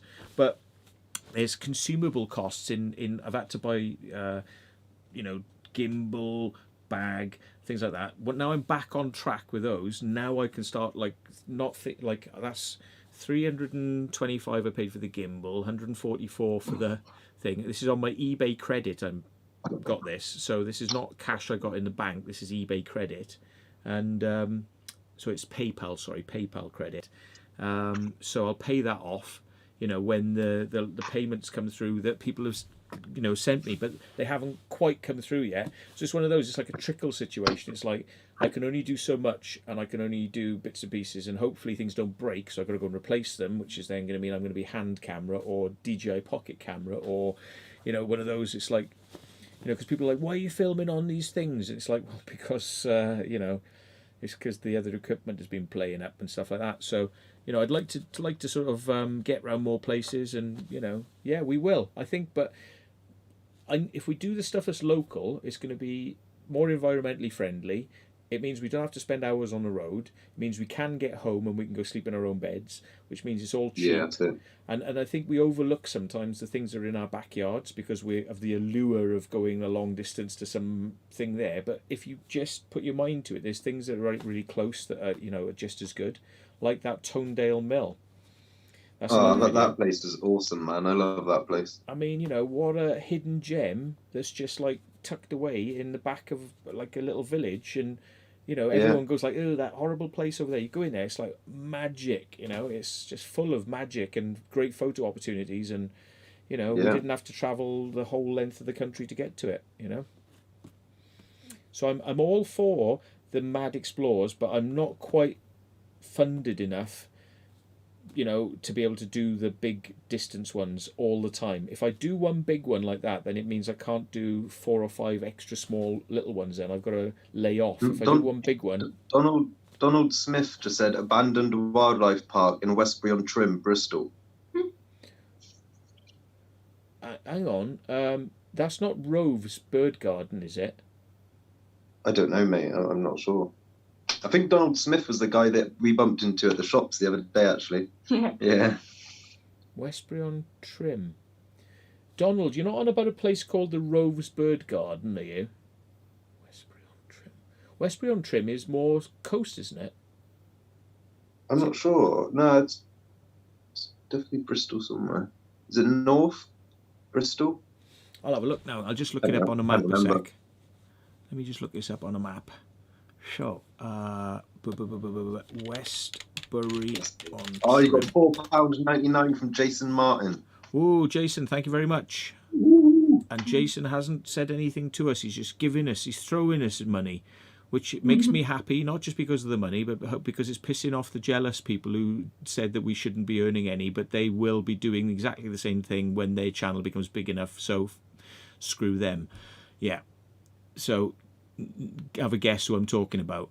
Yeah, you'll be just seeing. He said it's just outside the city centre near Southmead. Yeah. Yeah, well, Westbury-on-Trim is like it's between Blaise Castle and Bristol. So where's the abandoned thing there then? Because that would be cool. I'd love to do a zoo, an abandoned zoo. Be really cool. Because I went to Rove's Bird Garden, but we had a rave there, and we were like, wow, look at all these like old buildings and things like that. But then they totally flattened it. I think it's probably because of the rave. They totally flattened it, and there's houses on there now. You'd never know it was there. So you've got to catch these places really quickly. That's it, yeah. By Cribbs Causeway. You're kidding. Wildlife Park. I've never heard of a wildlife park down there. No, neither have I. Yeah. Have a look. I'll have a look into it later. Thanks, Donald. It's cool. Yeah. So, yeah, thanks, Merlin, for being there. But, yes, Merlin's telling everybody he looks after birds. He's got the pigeon that we found at the Guildhall. He's gonna get cameras for them. Mm-hmm. Oh, like webcams? Yeah. Mm-hmm. Yeah, man. Yeah. Good idea. We'll be getting some racer pigeons at some point and giving them cams. Well, you'd have to have small ones because there's going to be quite a weight on them, I suppose, otherwise, isn't it? You'd have to have really small cameras, and they may not last very long, the batteries on them, but that'd be good, though, if you can get them flying for like a few minutes with a camera on them. Donald Smith said, right in the centre of the village, behind the church, there's also a swimming lake there. Yeah, so I had a camera I set up in Bishop's Cannings on some robins that put themselves outside my my back door. There's a little archway, and I put a infrared camera on them, and then like I got my editing screen and I got my computer screen, and I just had, when I was working, I had the picture was continually of the birds, so I would see every time the mother would come in to the nest and feed the babies, and it was like she would go broop, and she'd be out, and like 2 minutes later she'd be broop, back, feed them, broop, out. Every 2 minutes, like I just feeding them all day, and then they'd settle down at night and they'd stay there, and I couldn't believe these robins went from being in the egg to the eggs open to them, you know, being around, to having feathers on them within about 5 days. 7 days, flew the nest. I never knew they developed that quickly. I thought it would be like months to kind of like build them up, and like 7 days, bomb, they're flying off the nest. How crazy is that? So yeah, it'd be good to see your bird camera and be able to spy on what your birds are up to. You know. Yeah, I mean, birds are crazy, sort of, you know, the speed they grow. Some of them, I'm sure the bigger ones, maybe they take longer, but yeah. So, someone just asked, have you been to Tewkesbury Mill, Matthew? It's going to be demolished soon. No, I haven't. Tewkesbury, right. Oh, I tell you what we need to do. Remember, I've got my little, I haven't used it in ages. Remember, I've got like my little notes of places we should go. I haven't been keeping that up to date, actually. Let me start writing the notes again. Yeah, here we are. Right, so there's all the things. I scroll to the end. Oh, I've got to edit it. Right, let's put all these in there then. So it's Tewkesbury Mill. Bear in mind, folks, if you tell us on the channel, other people are going to go there and explore, and it might get locked down. That's fine. That's you know, right. That's fine. That's it. It's not a problem. But if you want us to do it in a way that it don't get done, you'll have to tell us by emailing us. You know, but if other people go there and it gets shut down, you know, or vandalized or something, which is, I hope it doesn't. Oh, you got a $9.99 from Dennis. This is to annoy the unnamed person even more. Yes. Dennis has been annoying the unnamed person all night long, and that's why Dennis is a good chap. And thank you everybody for annoying the jealous bastard who told us that we all just sit there making money for doing nothing, and he's into real exploring. Yeah, and it's like, he's into real exploring. Okay, well, yeah. Remind me when he gets monetized to tell him to piss off and turn his monetization off, because apparently we shouldn't be, right? We shouldn't be. But when he starts doing it, right, remind me to tell him to turn his monetization off and to stop being such a bloody hypocrite. Yeah. So yeah, Tewkesbury Mill. So that's got to be done fairly soon. Then there's Westbury. It's not too far, Tewkesbury, is it? Trim Wildlife Park. Okay, cool. I mean, you can keep throwing them at us, but bear in mind that somebody else is going to read these, and they might go crazy down there. You know, so people could send it to us on Facebook. Sam and Jess, our Facebook's open to everyone. So yeah. Yeah. Yeah, okay. Jason Martin, I totally get you. Yeah. Yeah. Okay. Well, I mean, you know, you try to help people, but what do you get? Just get it in the neck. So yeah. But I mean, you know, like these people who say, like, you know, what right has Dan Dixon got to be, like, you know, making money off YouTube and all that? But it's like, well, so many people do all sorts of things. They run channels, they, you know, like run review movies, they do all sorts of things, and they, like, you know, he works hard, Dan, as well. He works really bloody hard. You all work hard, yeah. I mean, you know, like when they realise what goes into it, like I said, you want to, if you ever meet Dan, ask to pick up his bag, right, and find out the weight on that bag, yeah, because he carries that round and he films and he drives up and down the UK. How he stays awake and doesn't fall asleep at the wheel, I got no idea.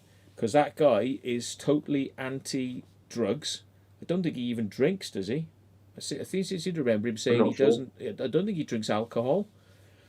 You know, he's like totally anti all those sorts of things. So he's a proper, clean living, you know, sort of like bloke who's doing good explores, and he's very successful. And I say all power to his elbow, like, you know. I mean, I got a lot of respect for that. Yeah, man. You know, and then you got people bitching, going like, you know, they're breaking in places and they're doing this and they're doing that and they're earning money. It's like, really? Are they breaking in places, are they?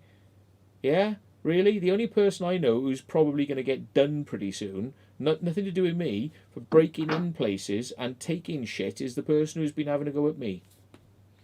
Yeah. And that's nothing to do with me. That's prior to my getting like on the scene. All in trouble for that sort of shit. So, you know what I mean? So if you're sitting there now, writhing around at all the money that's coming in, great. Because we will just spend it on explores at the end of the day. We're not like you know going on holidays, or you know, it's like buying equipment. They'll get abused and destroyed on explores, and then we'll go buy some more equipment and do more explores. It's just like that's the way it is, you know.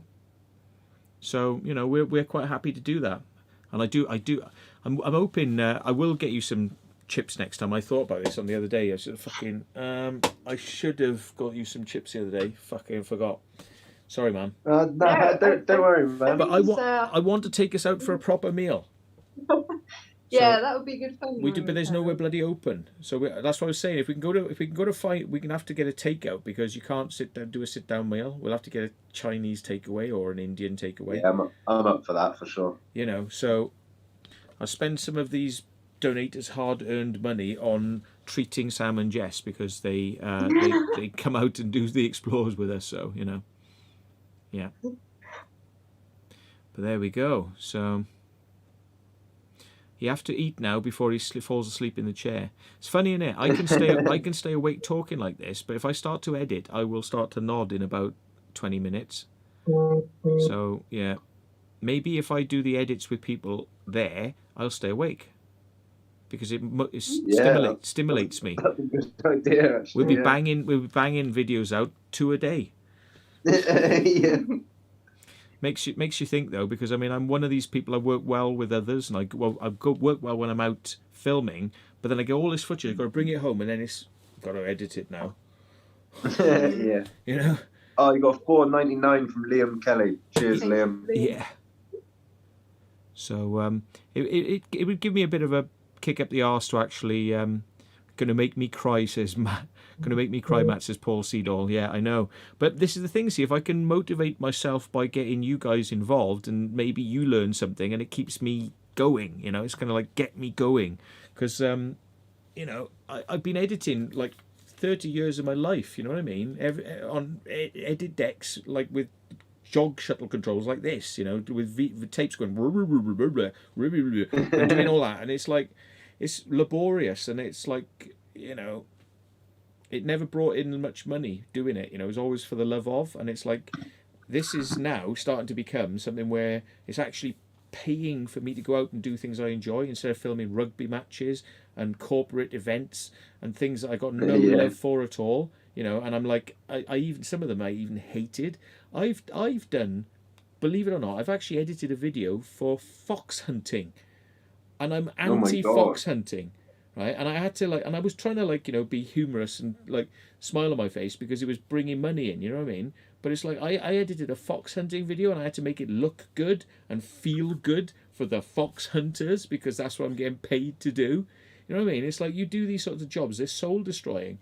But I love doing explores, but I am hard to stay awake when I come home on the edits. So, maybe we'll have to do edit days. I'll come and help you with your shit. You come down, we'll all have food. I'll cook you food, and we'll all do an edit together, and I'll probably stay awake for like 8 or 10 hours then. You know what I mean? I'm such a slag. I'm just looking for ways to like get me motivated to do the edits. It's the hardest part. You got another donation from Dennis. $1.99. How do I find your Facebook page, Sam? So it's Sam, letter N, and Jess. Should be able to find it from that. Yeah. I mean, Sam and Jess's channel is going to grow exponentially, and they're going to be able to do their monetization thing soon, and that'll be great. Like, you know, we'll all be able to go and do more stuff, and it'd be great. Yeah. You know, and it's like that's how it should be. You know, but I mean, I'm really grateful to people like Dan and whatnot for sort of, you know, being friends. But you know, like, definitely, yeah. If I'd known about, I could have got onto this track a lot earlier, because I didn't really know much about the monetization of like YouTube, that you could, like put adverts, which I hate adverts, but I'm forcing everybody to watch adverts on my videos because it helps pay some petrol money back towards what we're doing. It's the evil. I don't watch adverts on YouTube. I shouldn't tell you this, but I won't watch them. I got an ad blocker on. I can't do it. It just drives hell into me. It drives absolute bloody hell into me. But I'm really glad that you guys don't do that, because then you're helping us. But, I mean, the reality of it is I wouldn't watch YouTube if I had to watch adverts. I wouldn't do it, because I stopped watching television. I haven't watched television for 25 years because I can't do adverts and I don't do bullshit. I don't do lies. I don't do mass you media got lies. £10 from Sandra Dugan. Yeah. I hate I can't walk adverts. I've lost it. Sandra Dogan says, I can't walk much now, so I love it that you take me to places I never get to. Oh, hello. Scrolled up the screen too quick. Places I never get to. Mind you, at 55, I get enjoyment seeing places I used to go to years ago. Indeed. Well, that's the thing, Yeah. see. I mean, like, it's nice for us to take people there in a way that is, like, good quality, smooth.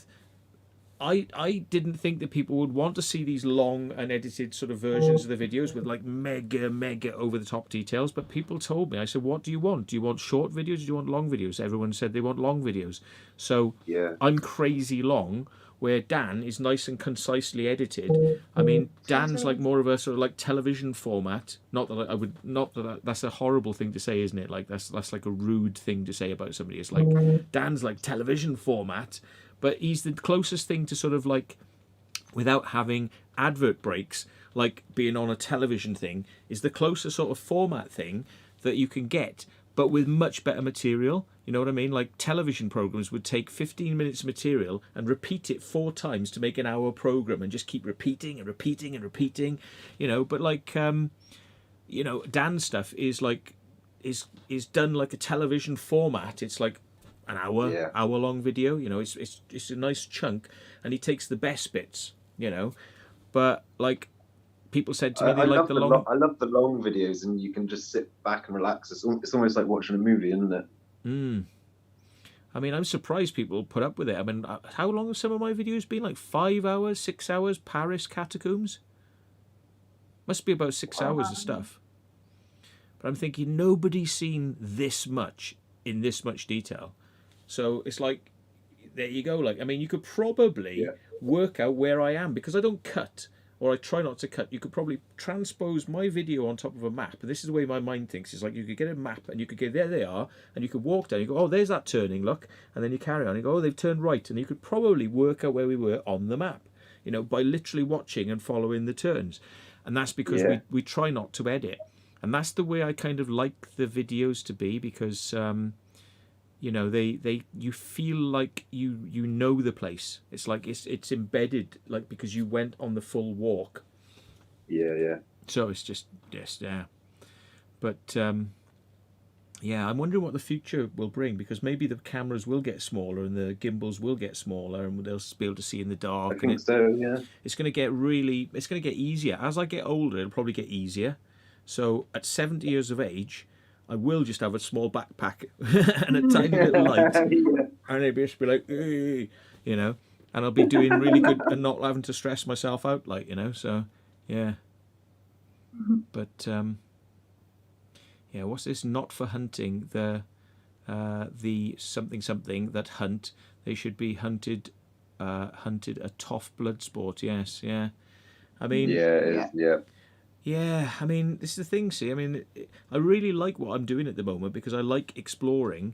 I don't like driving so much, maybe we'll have to work something out with like sharing driving, but I'm also a bad passenger, so it's like, I'd rather be driving than be a passenger, because I feel motion sickness sometimes when I'm in a car. Not terrible, but sometimes I get it, so I'd rather do it, so it's like, innit? But I think what we'll have to do one day, we'll either get camping, like if the weather gets better, we can camp, or we'll find some way around it, like, we'll find some way to do it whereby, it's all good. So $5. I'm not sure how you not sure how you pronounce that name. $5 long time. Hello from Australia, somebody says as well. Hello. I love the long videos, full of information the whole time. Yeah. Yeah, I mean, people often say to me, I mean, I do ban them off my channel and like, you know, so they can't comment, but they it's one of the criticisms I often get is you just talk out your arse, you make shit up. Why do you say things if you don't know what you're saying? And I totally get that, but tough titty, because I mean, like, who's perfect? I'm not perfect. I mean, I don't know what I'm looking at, but I'm trying to work it out, like the viewer is. Yeah, You know what I mean? It's like the viewer is getting an idea of what it could be, and then I'm going, oh, it's not that. No, actually, it's probably this. And then you go, oh no, no, totally forget that. Maybe it's this. But the thing is, you're on a voyage of discovery. We're all trying to work out what this shit is, and I'm not bloody. I'm not like an artistic savant where I know every single fact of the world, so I can give you every single detail of the world. But we can learn and, you know, possibly try and work it out together, and then you can tell us in the comments if I was wrong and what it really is, and I'm quite happy I learn. But this whole business of like, why don't you shut your mouth if you don't know what you're talking about? All right, then I'll walk around and we won't learn anything then, because, you know, nobody will get to know what that is we're looking at. You know, it's like, okay, so we do that. I just think, you know, these people are just trolling you anyway. It's like they're just jealous that you've got a channel. They're just jealous that you're walking around, and they just want to stop you doing whatever you're doing. If you didn't talk, they'd say, why you're not talking. If you talk, they say, why you're talking. So you can never win. I just do what I want to do in the way I want to do it. That's what it's all about, isn't it? And then I enjoy it, and I can talk for friggin' England. So, yeah. And that keeps me awake, as you see. I couldn't do a video edit for this long, but I can certainly keep talking and talking and talking and talking all night long. If only I could video edit by the power of my what's the things, carbohydrates, like my energy, my wattage. If the wattage I could expend in being able to talk could be converted into video editing power and plugged into my computer so that I could so it does the edit itself, I'd be all right. So yeah, but there we go. Yeah. So what do you think, Sam and Jess? Should we get? We're on 10 o'clock now, and we're 1 hour over. Yeah, let's call it a night. It's 10 o'clock. It's a good time, isn't it, just to finish it? Yeah, man, definitely. Yeah. Paul Seedle says, no changing, thank you. Well, the thing is, it's like I did ask people all these questions about what they liked, and they told me what they liked, and I stuck to it. So all these people who come in going, oh, what are you doing that for? It's like, well, you're new to the channel. If you don't like it, fuck off. You know what I mean? It's like, I hate to be brutal about it, but it's like we've had all these conversations about what works and what doesn't. And I think the people who stuck with us, they're happy, you know. So if they don't like it, there's plenty of other channels out there that do it different ways, you know. It's like, find the one that works for you. So, in it. Yeah, that's it. Right. And as the Church of the Subgenius tells us, fuck them if they can't take a joke. Yeah. So, there we are then. So Ryan Baum said, he's told me I would get on with you guys. IKS does lots of military videos, Jackie. Okay. Thanks for the nice Nightlife Button Pressers Association and Button Pressers Association. And they got somebody killed their message. Right, so that's good. Night, Sam and Jess. Thanks for a great live stream from Tracy Jackson. So I'm reading these out. We're reading the names. Hey, Tracy. Yay. So Ed Creative says, night all, edit the chase video. It's not going to take a lot of editing, actually. But yeah. I need to do that. I'm proper excited for that video, man. Yeah. I mean, I think I could probably muster enough energy to do it this evening. I could probably do this because it's a good one. See, I mean, there's like... Have you watched it back? I did watch bits of it, and it is great. It's great. It's like they're shining lights at us, and we're like, fucking hell. Yeah. And it's like, we're like, and then it's like they're coming in one side of the building, and we're trying to find our way through. And it's like ladders, and the ladders are going nowhere, and the emergency doors are not opening, and it's like, it's like, yeah, where? And we know they're coming. We were lucky to get out of there. Definitely. We were lucky. We would have had to have faced them off otherwise. You know, we'd had to face them and face the music, like, you know. But we got out, so it's good. Yeah. Nothing wrong with a bit of Urbex tension. Yeah. No, that's right. And it's not an easy one to get into as well, because they've really put their security up. So we managed to beat their shit hot security. We beat them. So yeah. So thanks, Jackie, and we'll speak to you soon. Yes, email us. Yes, by all means. Anyone's welcome to email me. I'm pretty shit with reading them sometimes. So if you think I've not replied, write me a couple of times. Some of these emails, they ruthlessly go missing as well. I mean, like sometimes you can't. Some people can't send to me on me@thematthewwilliams.com. Try it at the other one, which is the truthsee@gotadsl. Try them both, because between them both you'll probably get through. And that's how we met, wasn't it? I emailed you about the Norwich Union building. Yeah. So Sam and Jess met me because of that. Now I'm being a bit more selective about who I'm going to meet now, because Dan Dixon has told me the errors of my ways, which he's absolutely right, is that I need to be a little bit more careful with the people I'm going out with, because there's some bloody troublemakers out there, and thankfully Sam and Jess ain't that. Yeah. So I'm really lucky to have met Sam and Jess, because and they just like, they want to do the explores. They're kind of like good, kind of, they've got good motivated spirits. It's like, if they can do it, they will do it. It's like the positive mental attitude. Yeah. Mm-hmm. Yeah. They could probably do these like audio tapes of like how to sort your life out, and I would probably listen to them and yeah, it might sort my life out, So yeah. Cool. So everyone's saying good night, good night, good night. Thank you, thank you, thank you. Be careful, Matt. I'll try. Be very careful, Matt. Oh, be very careful. No, I don't think I got anything to worry about. I've had shit flies like this around me for years, because when you do things, a lot of people who don't like seeing you do things, they try to fuck it up for you. And I'm going to lose the monetization on this video by speaking quite blank. But to be honest, I've had it for, I do some pretty out there things, over the years. I mean, and a lot of people see you and they go, who the fuck does he think he is? Yeah, we'll take him down a peg. Yeah. And it's like, so I'm sorry, I just think that people are just like, sometimes people can be a bit jealous or nasty, or, and they're just not constructive. They pretend to be your mates and they ain't really your mates. And then when it just goes wrong, I've had people nick stuff off me. I mean, I don't go on about it, but I've had people like nick loads of camera equipment off me and just disappear into the night and shit like that as well. And it's like, I told you half the stories of things that have gone on over the years, but trust me, I'm a magnet for shit.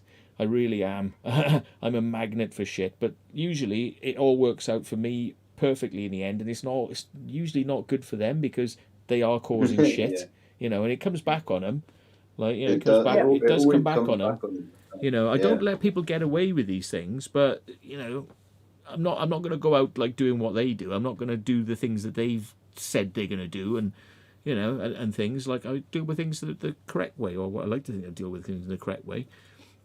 But yeah, sadly, it has had to involve the police on a few occasions because of things being stolen and threats that people have made and stuff like that. So what people don't realise is you troll me, I've been there, got the T-shirt,